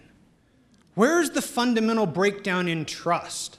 Where's the fundamental lack of responsibility that says, wait a minute, I can't contact law enforcement without bad things happening, and I can't contact my council members without nothing happening, and so the only choice I have is to reach out to a group of people who say, we're trying to figure this out too. Thank you. And I'll be honest with you.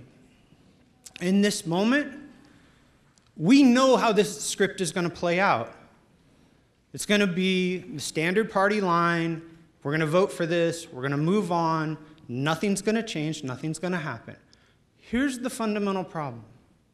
Thank you. If we want to change this dynamic, if we want to start to actually have a pathway towards building trust and community relations, then we have to have tough questions. And so I'm here not to ask you to ask tough questions.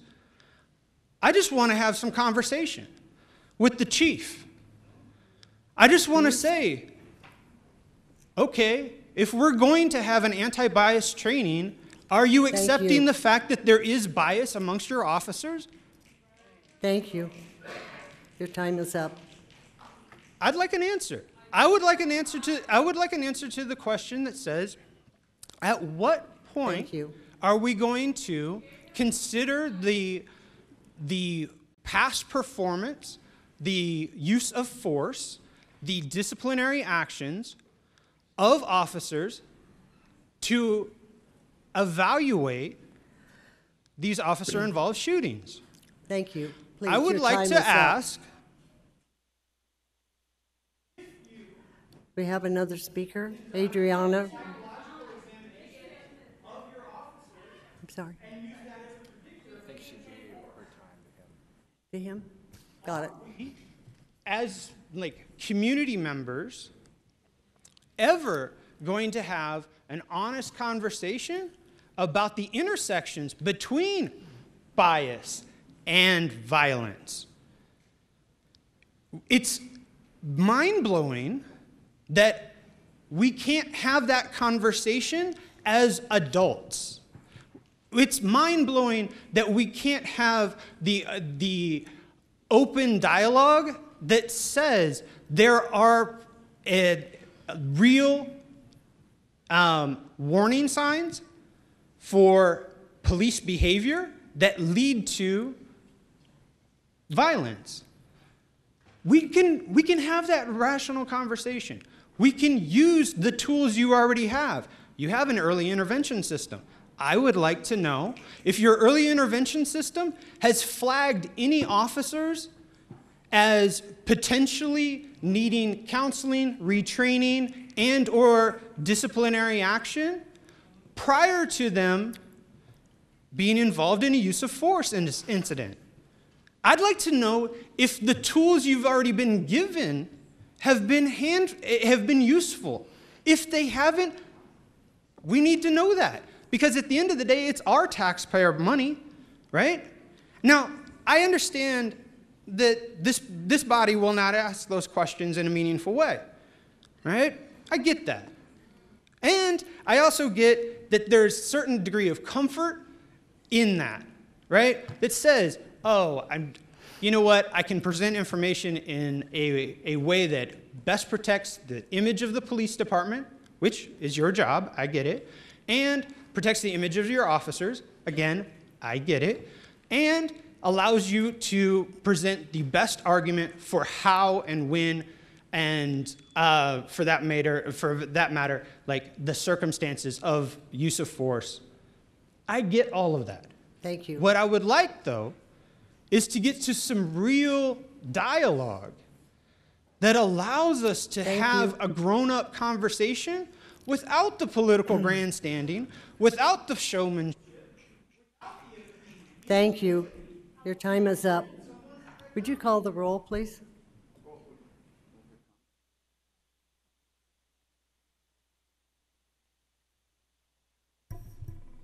I have comments. Okay.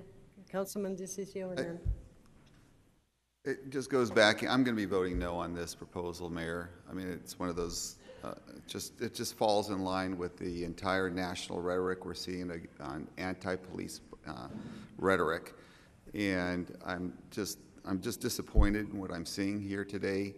I don't know when the police officers became the bad guys, but if you look at it, these last two votes, they were all directed at police. You don't see any other department that they're talking about. You don't see any other individuals that they're talking about. They're all part of the acceptance that the police are bad now, and everybody else that pulls out a gun on an officer is good. And it's just not real. And I just don't know where the perception is, and I believe that it's been done at the national level, and that's what we're seeing here today. We're seeing a national rhetoric guide this debate, attacking police officers, saying that it's okay. It's not okay. It's just not okay. I mean, I didn't grow up that way. I'm teaching my children not to grow up that way. In our family, please. It's, again, see, it's just all this rhetoric that we're hearing here. And I think it's just morally wrong. It's just morally wrong. These individuals work hard. They walk out of their home not knowing if they're going to come back every single day. So what we see here, and this is what you're seeing here, this is a national rhetoric, it's national debate, and it's being guided by basically a biased group of individuals, and it's a minority group, it's small. It's not a large group of individuals that are doing this. And what you're seeing today in an acceptance of this and voting for this and voting for the last one literally is an acceptance that the police officers are bad, they're biased, they've done everything wrong. I'm just not going to be a part of that. I'm going to be voting no, Mayor. Okay. Thank you. Councilwoman Pastor? Well, I don't even know where to start. I have been a proponent or an advocate specifically for this ever since CPTI. And an advocate in the sense of wanting to know or being trained on what implicit bias is, what cultural competencies are. And as an educator, we get trained, or I get trained, or in the education world, we get trained over implicit bias, cultural competencies, what we view out of, how I view something out of my eyes, what my judgments are, how I say things a certain way that can offend others, or there are times that I don't even know I'm making a judgment call. It's just experience or what I've been taught. I find this training very important, especially with a community that is changing. What my father would say, Browning of America, and that's what you're watching, Browning of America is today, and the dynamics that is happening at this moment. A community is changing, our dynamics is changing, and we need to understand. We also need to understand the fact that there is a lot of pain. There needs to be truthful dialogue as to what that pain is, and then we can move towards healing. But until we come together, that's all I know in my world is we come together. When there are disagreements, we come together and we figure out what the disagreement is, why, and we listen. The key thing for me is listening. To generalize and to paint a picture of a group of students that are here wanting to make change in their community and generalize and tell them that you're the anti-police and this is the rhetoric that you are being fed to, I think is disrespectful. And in order for respect to happen amongst all of us, it's listening. And I may not agree with them. I may not like their approach, but that doesn't mean to disregard them. When you come from a life of privilege, and I always say I came from a life of privilege in the sense of where my father was and where my parents moved to, and I've been exposed to many different things and have worked with many people at very high ranks. When you come from a life of privilege, there are times where you don't understand what others are suffering through. And there are times that you don't understand why they are speaking the way they're speaking. So to my colleagues, to those that sit around us, and to solve a problem, it's going to be coming together. My question to you, Chief Williams, is how is the community embedded, or is the community embedded, or will have community dialogue regarding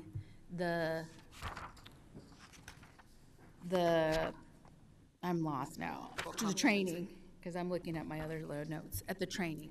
So, Madam Mayor, members of council, as I learned in my previous position, when we went through cultural and implicit bias, we did have community members come in and speak to the training group about their perceptions, their realities, how they feel about law enforcement.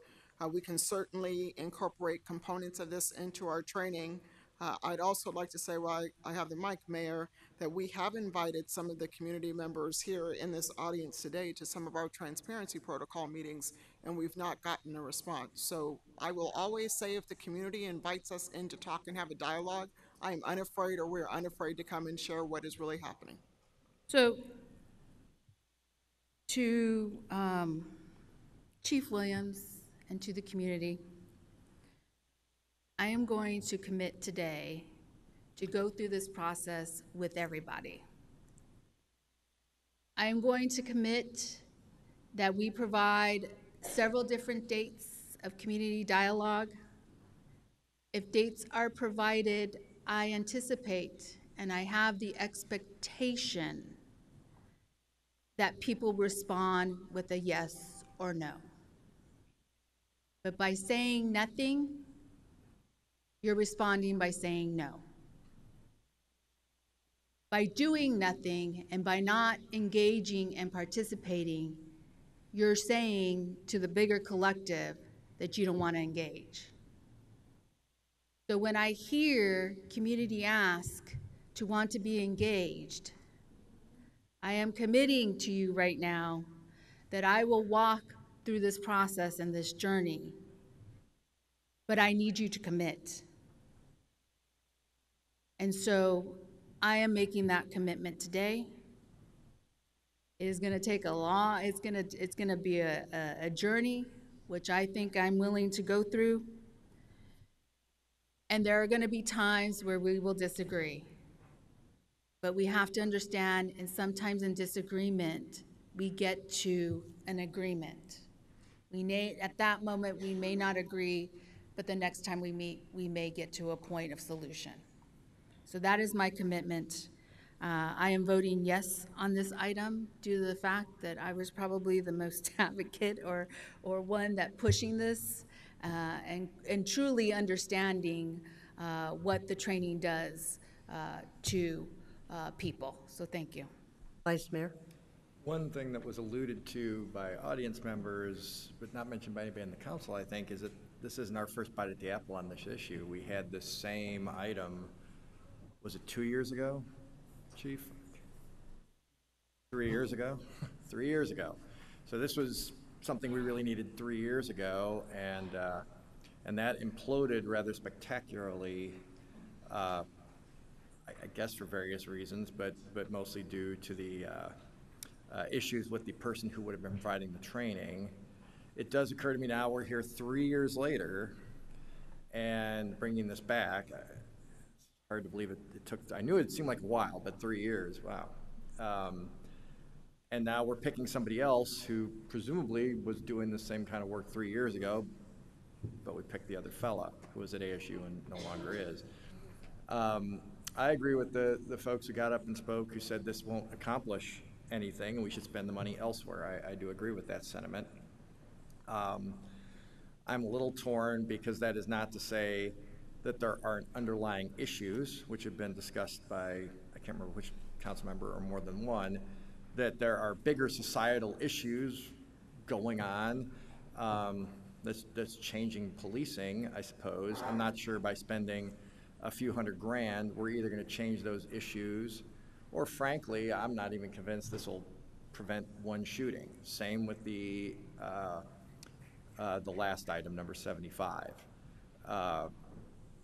You know, I think that last item is illustrative. There's already been a study that, to my mind, sort of captured the data we could want. That was also, I believe, it was said ASU. You got a research university right in your backyard.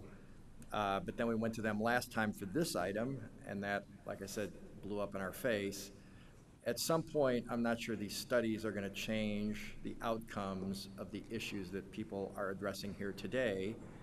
And I don't know what implicit bias or cultural competence training can address the fact that the ones that, I'm strictly speaking of the ones that we spoke about, Chief, the 21 that we spoke about were all armed, and 6 or 8, I don't remember what the 8, fired at our officers or other citizens. I mean, at some point, these studies aren't going to address that issue.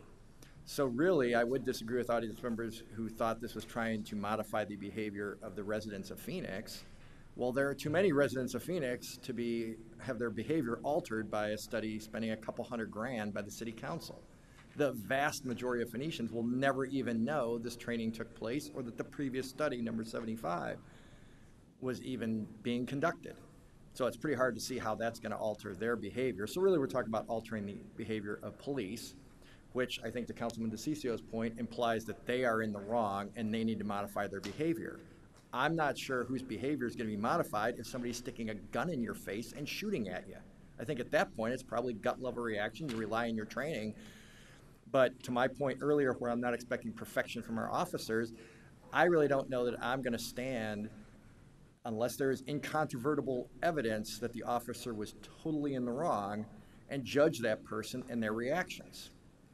We just had one of those recently where a gun was, pointed at an officer and they fired back, and now the guy's being second guessed.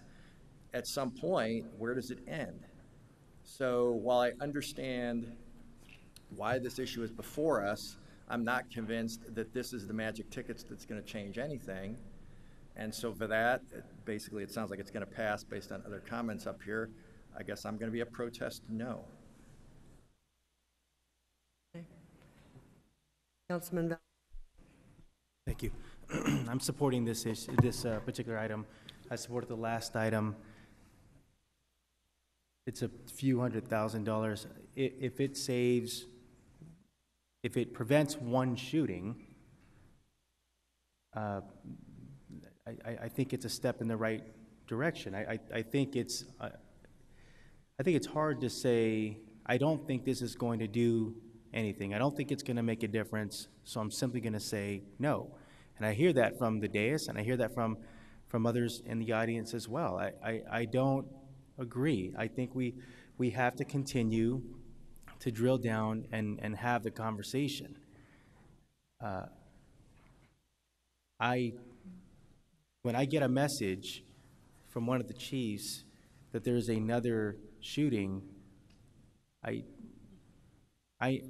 don't assume I know exactly what took place. It doesn't make me anti-police. It doesn't make me or anti-community.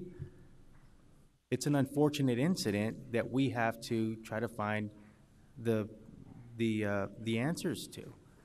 And so I think the conversation, though we had it 3 years ago, conversation is worth having. We have to have this conversation. Again, we have to try to extract the politics out of the issue and try to examine it as best as we can. And I don't think it's a knock against our police officers. I have a lot of friends that are police officers. I will tell you, as a firefighter, we go through various training scenarios. We go through HR training. We go through, there's a number of, it doesn't mean that city employees are doing the wrong thing. It just means that these salaries are paid with tax dollars, and serving the public means serving the entire public. And it's important to know who we have in the public, and it's not just skin color. That's not the only diversity we experience. It's a way of thinking, it's background, it's how we grew up, it's all of those things. And so I'm supportive of this item, and I'll leave it at that. Thank you, Mayor. Thank you. Councilwoman Gallego? Thank you. Question for the chief. So this training would be led by Dr. Marks. Would he be willing to sit down with some of the folks who are here today and share the curriculum that he's proposing and get their feedback on what is happening in Phoenix and what they think is important? So, Madam Mayor, members of council, Councilwoman Gallegos, absolutely.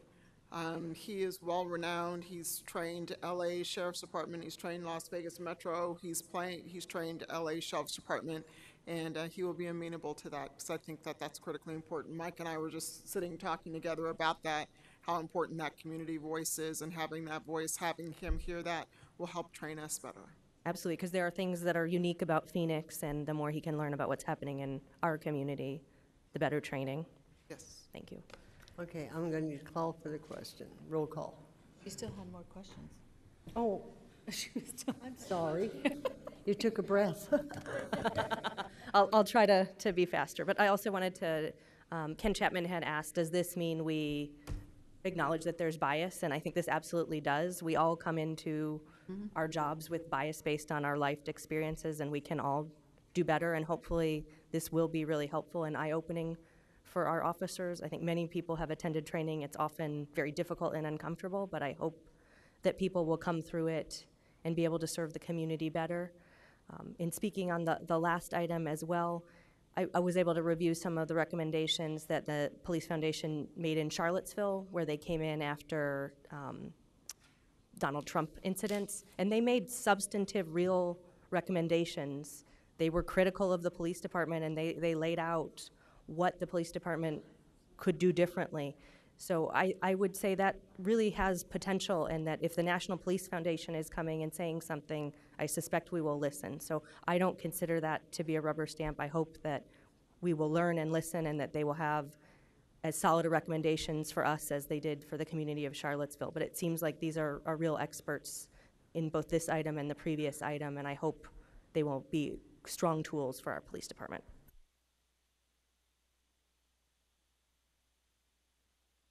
All right, now, roll call. DeCiccio. No. Gallego. Yes. Nowakowski. Nowakowski. Yes. Pastor. Yes.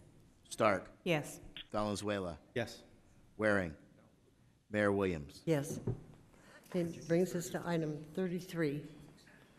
Item 33. Move approval? Move approval. Do I have a second? Second. Okay. Dialogue?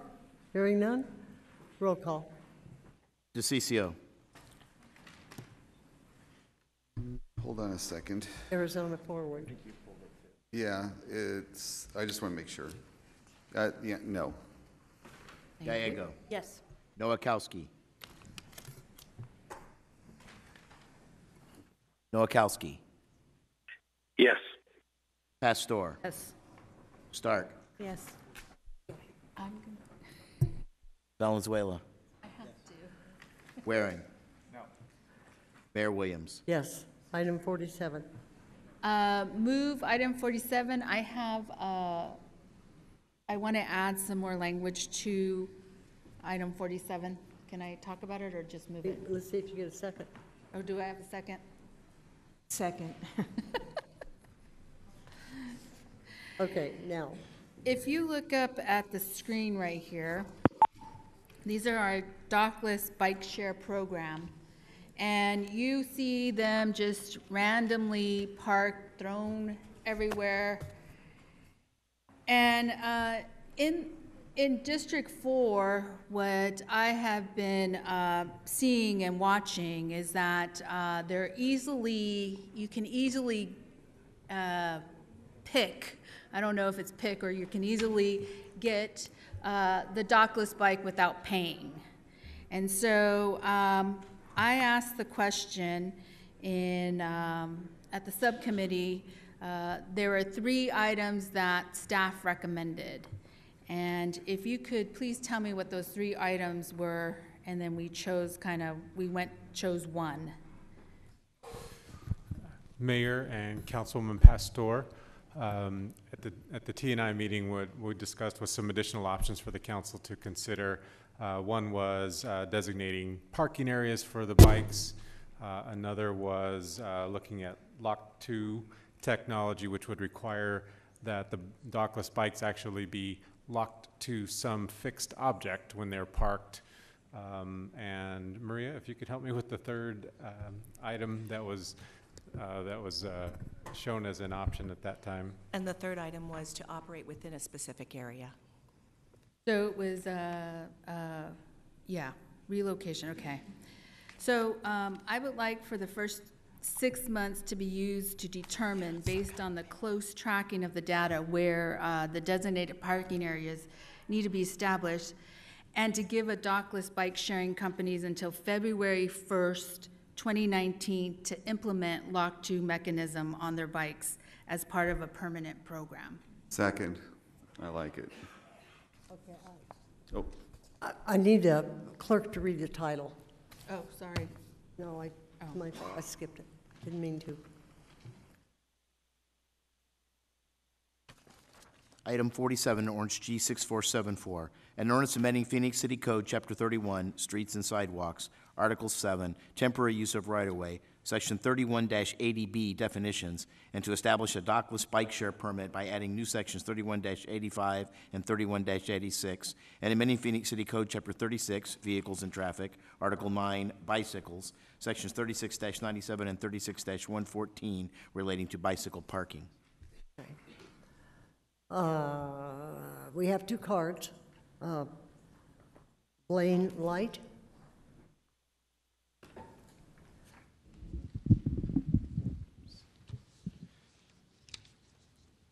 Thank you, Mayor and council members, for the opportunity to speak about OFO and dockless bike sharing in Phoenix. My name is Blaine Light. I am the general manager of OFO in Phoenix. I also now know what a continuance is. Thank you very much.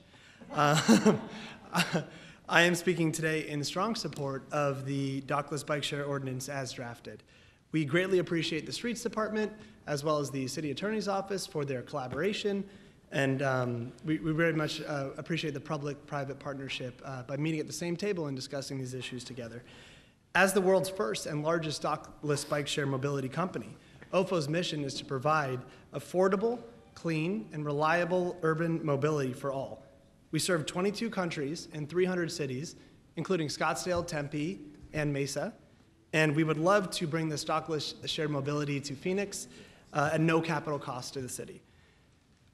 Earlier today, we circulated a letter to council addressing 2 issues that we wanted to raise to the city.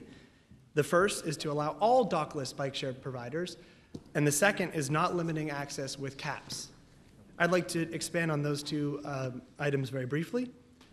First of all, during the pilot, we recommend that the city allow all dockless operators that meet the city's rigid performance standards to operate. Whether they are the true dockless system with wheel locking technology or the U-lock system, There is no risk in inviting all dockless systems to the city of Phoenix with high operational standards to serve the citizens of Phoenix. The city retains the right to revoke a permit if the operators are not meeting permit requirements. The second point is that we ask that the city not limit the number of bikes, or if there must be caps, that we are flexible in the number of bikes that are allowed on the streets, depending on the performance of the operators. In order to truly serve first mile, last mile issues with the city, if there is only 500 bicycles, we can imagine where most of those bikes are going to end up. They're not going to end up in areas where there's lower income or areas where people really need it. They're going to end up in the core where the most money is. That is not OFO's aim. We want to serve all citizens of Phoenix. Thank you for your leadership in promoting affordable, sustainable, and active transportation, and we appreciate your time. Thank you. Thank you. Sean Severs?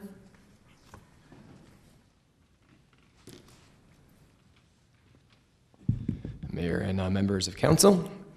Phoenix, as I'm sure you all know, has a huge pollution problem. So I think this will help in that effort, as many efforts as we can to get more cars off the road, the better, as far as I'm concerned. Now, I will say, I do hope that the council and staff is considering this holistically, because you will have other things affected. We also have a huge problem with, pedestrians being hit by cars, and this will increase probably that type of thing happening too. I normally either ride my bike or skateboard into work every day, and I get almost hit by cars almost every single day. So I hope we're considering those things. I hope when we look at the times when staff or apparently contractors potentially being hired to remove and relocate bikes when they're out of compliance, I would hope that that's really been looked into as far as how much resources would be required to do that, because I could see something like this easily getting out of hand.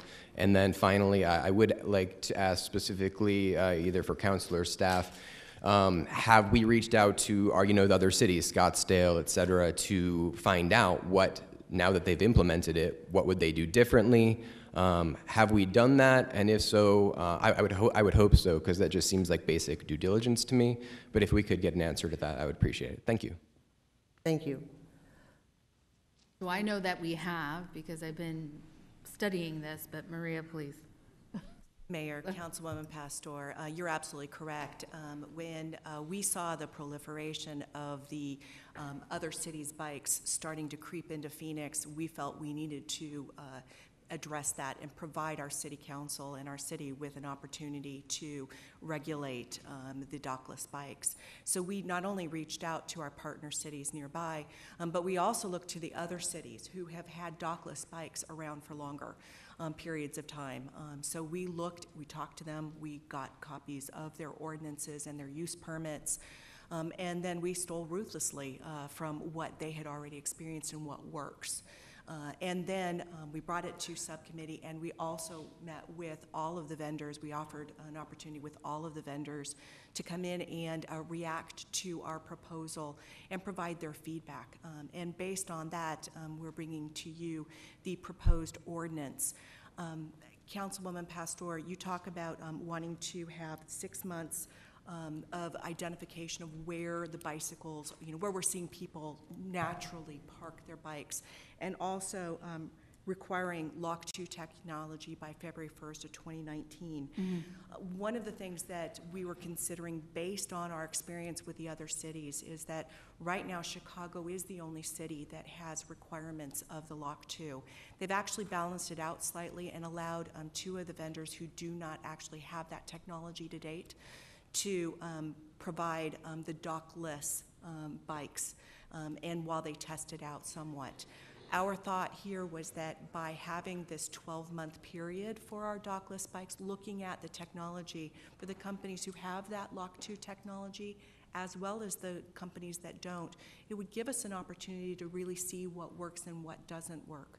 What we've seen in some of the other cities with at least the comments from Chicago, or at least looking in the newspapers and doing some of those drafts, one of the concerns has been that people lock their bikes to things that are immovable and harder to move. For instance, you got a parking meter or a street sign or some other type of thing. Our thought here was that we wanted to see what then happens. Does that end up blocking our ADA paths and anything else like that?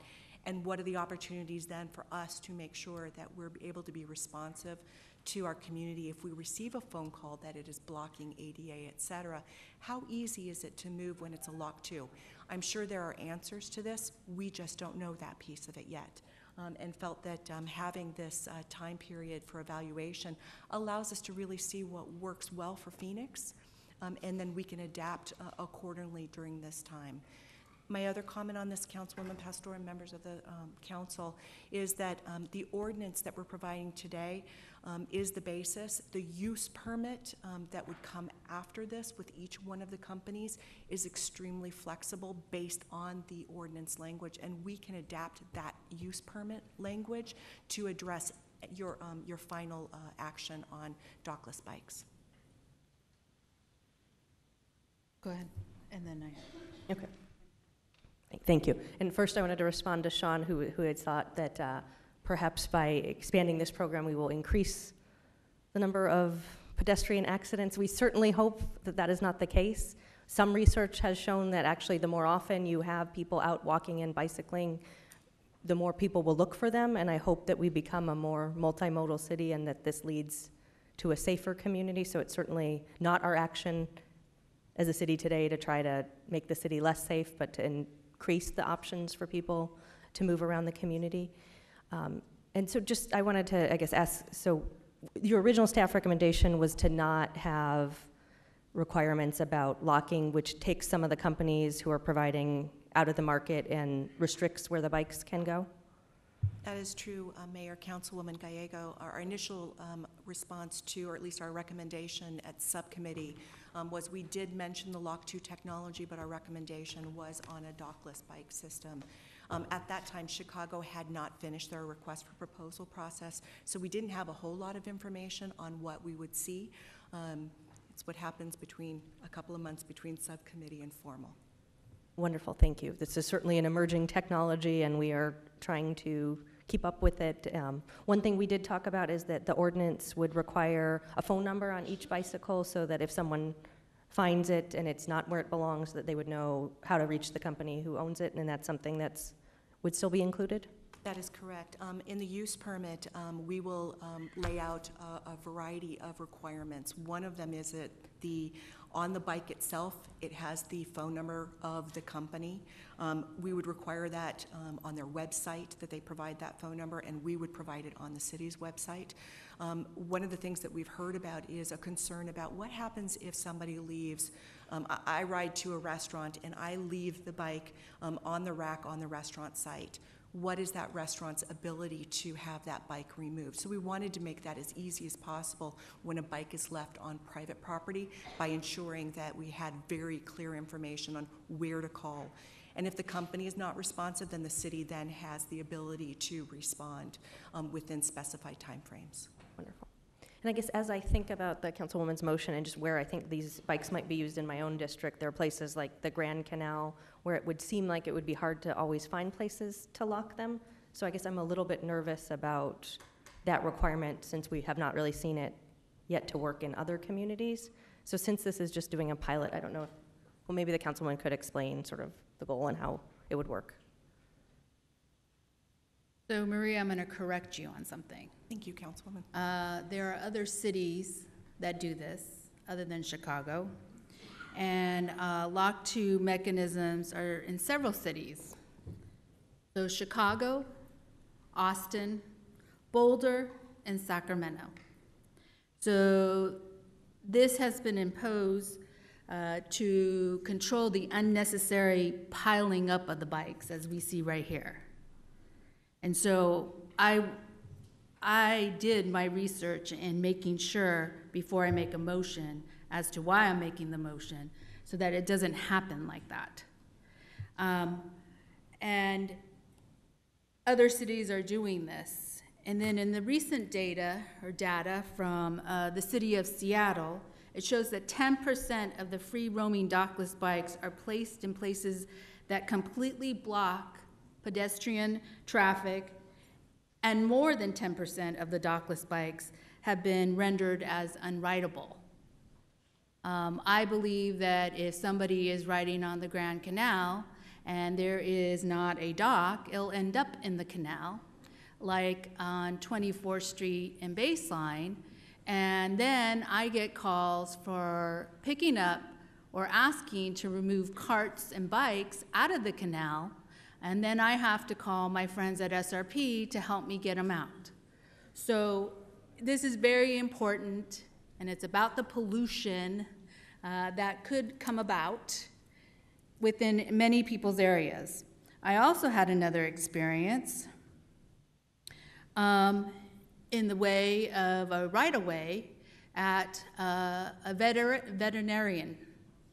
I went to go take some dogs to the veterinarian or house them there, and what ended up happening was I drove up and it was sitting right in the right-of-way of the area. I asked the owner, how long has that bike been sitting there?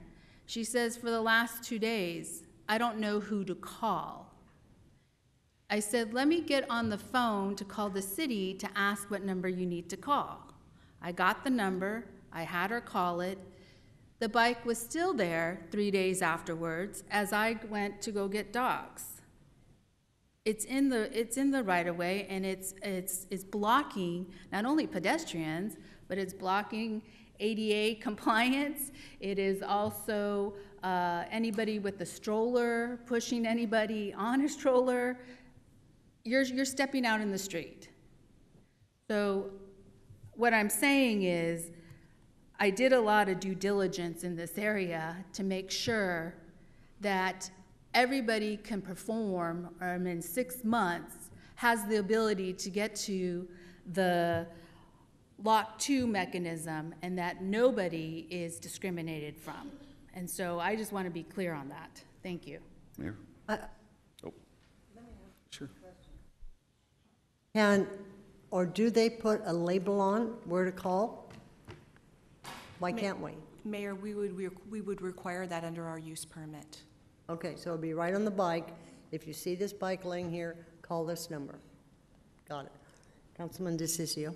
Thank you, Mayor. And Councilwoman Pastor is absolutely correct on this. There are others that have already instituted this, and they're working on it, and they're making it happen. There's no reason for Phoenix not to be able to do that. I mean, if you look at the bikes up there, one thing you notice is that they breed on their own. Literally, you have one, and all of a sudden you got 10 in the same spot. Councilwoman Pastor is again correct in the fact that if they're not docked somewhere, they're in the middle of roadways. I've seen them multiple times in the middle of roadways, in the right-of-way. I've seen them where they're blocking pedestrian traffic, and in Scottsdale, they're literally in front of people's businesses. What does this mean? We would not even be here today if people exhibited personal responsibility, taking personal responsibility for their own actions and taking care of the bikes. I'm not a big fan of putting limitations on how many bikes anybody should have or not have, but they need to be responsible for themselves, and that's why we're here today. I want to thank Sam Stone in my office for bringing this thing forward, which I think staff failed to mention. If it wasn't for Sam, I don't even think we'd be here today. We'd be here at some point, maybe in the future. But Sam is really the one who drove this and helped make it happen, and I want to thank staff and the council members that were involved in this that helped put it together. But the bottom line is these individuals have left these bikes everywhere, and you've got to be able to attach them to something. Now, we can put a penalty on the bikes that are attached to one of our signs. You can do that. Those are the steps you take. If you don't start taking these steps ahead of time right now, these are the problems you're going to run into. So I'm fully supportive of what Councilwoman Pastor is doing here today. It's literally sending a message. We do support people being on bikes.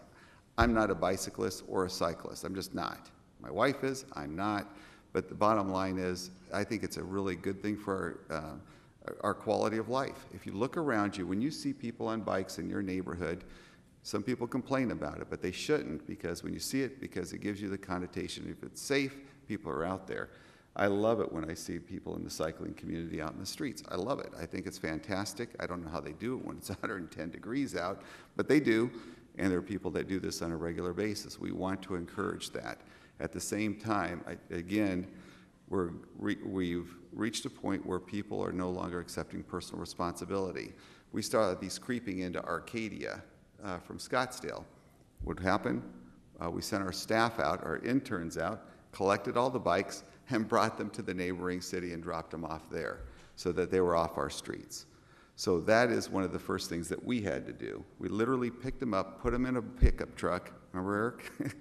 And moved them to another city, and to the city that they were originated from. That is what we did in our office because of the problem of this. So now, by doing this, I think it's a start, but it needs to go a little further. I think what Councilman Pastor is doing by requiring people to be personally responsible is the right thing to do, and I'm going to be supporting that. Thank you. Mayor, may I ask a question, 2 questions to Blaine, if you don't mind? Thank you. The first one is, when someone calls the phone number on an OFO bike, do they reach a live caller or a live person to answer? Mayor and Councilwoman Gallego, thank you for the question. On every one of our bikes, there is an email address that any citizen can reach out to. My team monitors that every single day. We have street crews that sweep the streets actively to be picking up these bikes, and our average response time is about 15 to 17 hours, give or take. So we are actively monitoring that. There also is a phone number they can call. It transcribes a message. The reason why we prefer a written text is that if there's an address, there's no errors in the voice transcription. So we can get an exact address. We know exactly where the bike is and respond to that quickly. We have some residents for whom an email is more difficult than a phone Absolutely. number. And then second question, the proposed motion is for dockless bikes that would require locking. What do you think of the proposed motion? That is a wonderful question, Mayor and Councilwoman Gallego. Essentially, we would be picking a winner before any of this starts. We all know that there's other types of modalities that are coming up, scooters, e-bikes, and those currently do not have the functionality to lock to anything. Essentially, we would also be forcing people to lock their bikes to areas where there is infrastructure. If there's certain areas of Phoenix that don't have that infrastructure, lower income areas, we are barring those citizens from access to these bikes. While I hear you loud and clear about the disadvantages of dockless, I want to stress that we are here to provide urban mobility for everyone, and that is our goal. And to accomplish that by adding lock to, it would be very prohibitive and would force these bikes to be in areas like downtown Phoenix, but not like in other areas where they can be equal access for everyone. And do you have a proposal that might address the councilwoman's concerns? Absolutely. We're in close coordination with the streets department. And I personally commit to you that we are doing our absolute best going forward. When we first started, we met with your office, and I'll be the first to admit it was not a pleasant atmosphere. I will say now, a few months later, we have regular sweeps of the city. I'm assuming that all of you have probably heard less about this over time. And if we manage it responsibly by actively sweeping and responding in time to customer complaints, dockless can thrive in Phoenix, as it does in most other markets. I would also add in, dockless is live in Austin.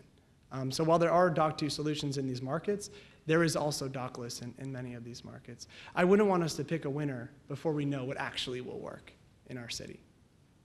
Thank you. Any further comments, questions? Okay, the motion before us was amended, correct? Yes, I'm adding, the motion is to, I would like the first 6 months to be used to determine, based on close tracking of data, where designated parking areas need to be established, and to give the dockless bike sharing companies until February 1st, 2019 to implement Lock2 mechanisms on their bikes as part of their permanent program. And we have a second, correct? Yes. We do. Roll call. DeCiccio. Yes. Gallego. No. Nowakowski. Nowakowski. Pastor. Yes. Stark. Yes. Valenzuela. Yes. Waring. No. Mayor Williams. Yes. Believe it passes 5-2. We can take items 52 and 67 together, if you would. Okay, move 52 and 57? 67, sorry. 67. Second. Okay, we have a motion and a second. Any comments, questions? Roll call. DeCiccio. Yes. Gallego. Yes. Nowakowski. Pastor. Yes. Stark. Yes. Valenzuela. Waring. Mayor Williams. Yes. Brings us, I believe, to item 59. We have a motion. Second. And a second. Comments, questions? Roll call. Just the CCO. Hold on, what number again? 59. Sorry. 59. Yeah, this is the, yeah, I'm going to be voting against these types of projects, not projects, but proposals, until we start looking at a centralized way of being able to combine all of our software. What you're seeing in the city of Phoenix is the complaint that, you know, myself and others have had, is that every department's having their own software purchases, and the difficulty between them interrelating and interfacing with each of these departments. Until it's done combined, until you centralize it in a way to where it's able to be easily combined with other departments, I think we're going to keep having these one-offs, and it's just going to cost the city taxpayers more. So I'm a no on this. Anyone else?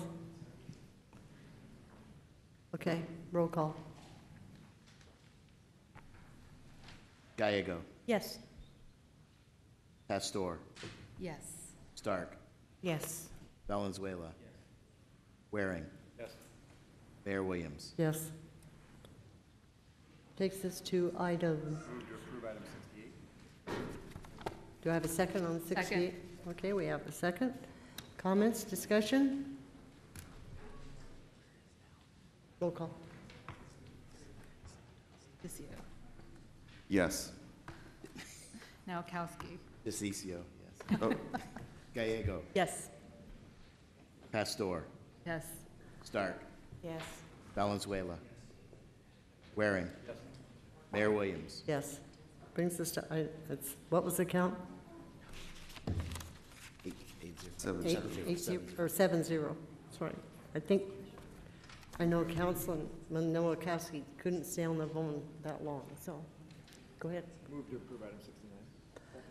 Okay, we have a motion to approve item 69. Second. Oh, we do have a card.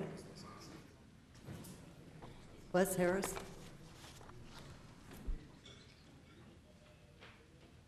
Actually, you want to, Thank you. 67 through 69? Thank you, Mayor, Sorry. for catching up. I appreciate that. I put down 67, 68, 69, all of which are very sensitive to me in that, given the situation that we have in the city, the fact that we have sidewalks that are broken, we have streets that are no good, we have issues with our police department being understaffed, we have issues with just about everything. I'd have to recommend to every citizen in the city that they should sit through some of these meetings and listen to some of the minutia that goes on, like for bicycles. I cannot believe all the time you spent on that last issue, and we had 4 people from the staff here that cost us a bloody fortune to sit here and talk about bicycles that we don't own and that the individual who's not responsible doesn't own. And I wonder, when was the last time you washed a rental car? You don't have any responsibility for something you rent, and that's you're deceiving yourself if you think you do. So anyway, with all of that going, you've got on this agenda $1.26 million for art. We've forgotten what our core responsibilities are. Our core responsibilities are public safety, streets, garbage, water, waste. Art has got to be way down on the list, and if we are running short of money, as our city manager tells me we are always, why are we doing this? Why are we spending this kind of money? And I saw 2 council members flippantly talk about $150,000 like it was nothing. It's something. If you take your own, and that's the way I look at it. I look at my tax bill for my real estate, and I think about the money I spent on sales tax. And then I look at one of these projects, and I say, how much of my contribution this year went to that? And I can tell you that 100% of it goes to some of most ridiculous things I've ever dreamed of. Thank you. Thank you. Comments? Roll call. DeCiccio. No. Gallego. Pastor. Stark. Yes. Valenzuela. Yes. Waring. Yes. Mayor Williams. Yes. 6-1. Item 71. Buzz? Harris, sorry? Give you your exercise. Pardon me? We're just giving you exercise up and down. Oh, that's good. Yeah, I do this at the county as well, so. This is a Vista College Preparatory. It's a charter school, and we're, in essence, I guess, guaranteeing $12.5 million bond for them. Otherwise, why would you be talking about it? And the last time I looked, the state board governs these activities. Title 15 governs spending and everything else to do with education. Nowhere in the city charter have I ever seen where the city has responsibility for education. So what are we doing here? Why is this on the agenda, and why are we doing it? And why does this particular charter school have priority over the hundreds of others that are in the city? That's my question. Mayor, council members, while Mr. Salgado comes forward, just to note to Mr. Harris, the city does not guarantee these bonds.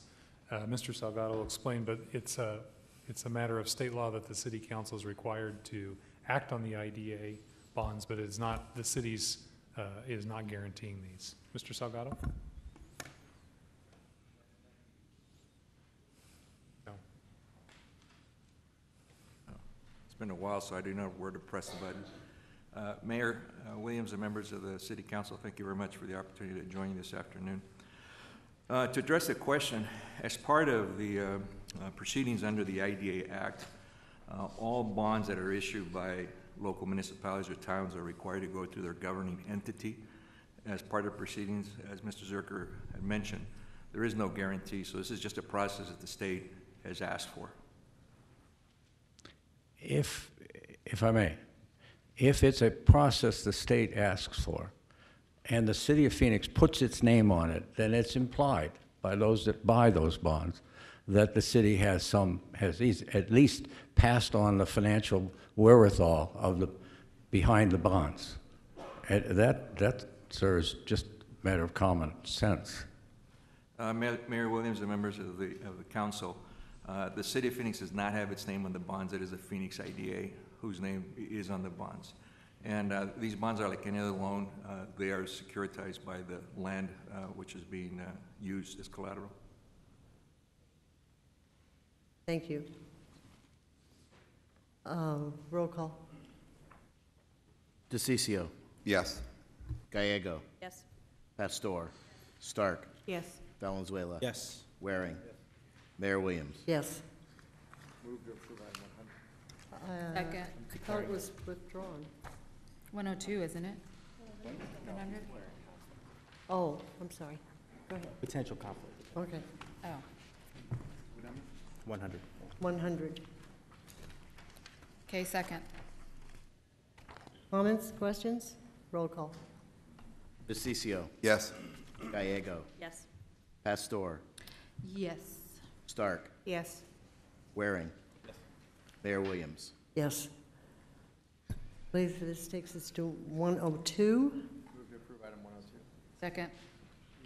I think we have to have a public hearing first.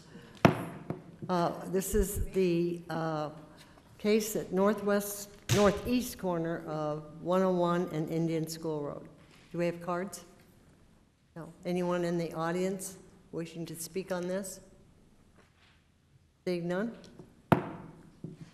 Declare, oh, wait. We do have one card, Stephen Anderson. Okay. I'm closing the public hearing. We now go to I guess we need a motion. Move item 102. And adopt the related, Resolution. okay. Roll call. DCO.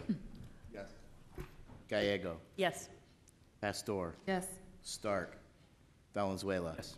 Waring. Yes. Mayor Williams. Yes. Takes us 103. Second. Well, we have to have a public hearing.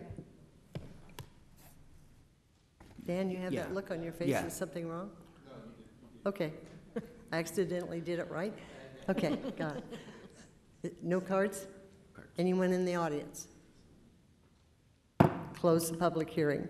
Now I take a motion. Move to approve item 103. Second. And adopt the related ordinance. Correct, Mayor. Yes. Roll call. DeCiccio. Yes. Gallego. Yes. Pastor. Yes. Stark. Yes. Valenzuela. Yes. Waring. Yes. Mayor Williams. Yes. Item 104, we have a public hearing. Any cards?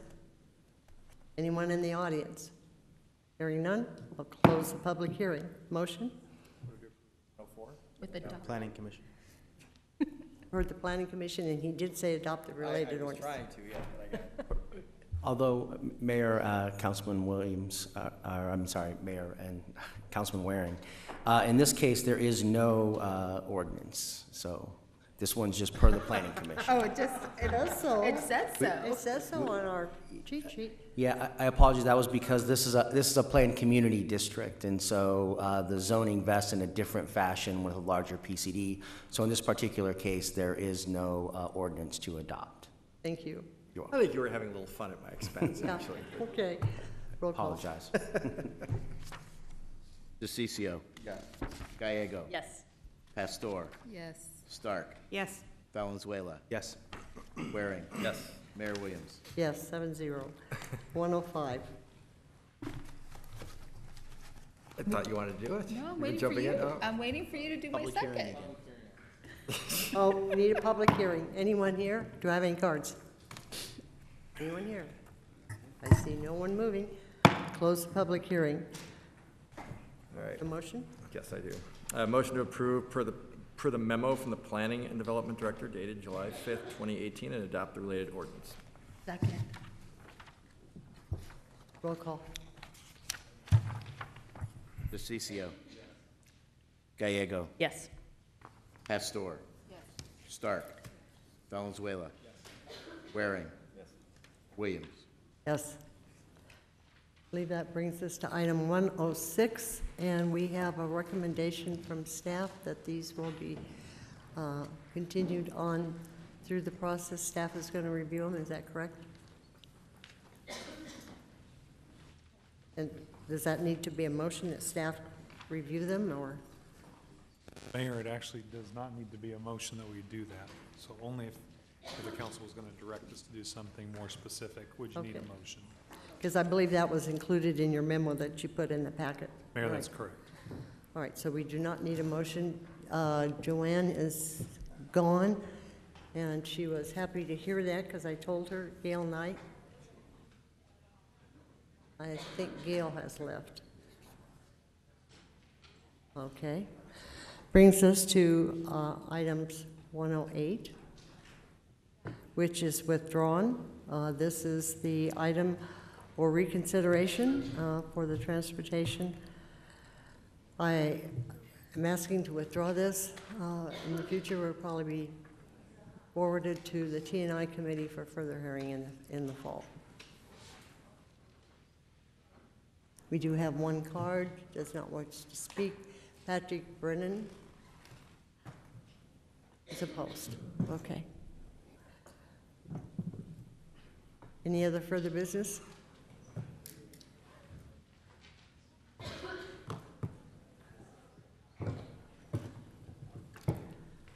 Pascal LeBade? Oh, this is citizens' comments. Came in, but he's not there. He left? In that case, we have no citizen comment cards. So then the meeting is adjourned. Next meeting is the last week of August.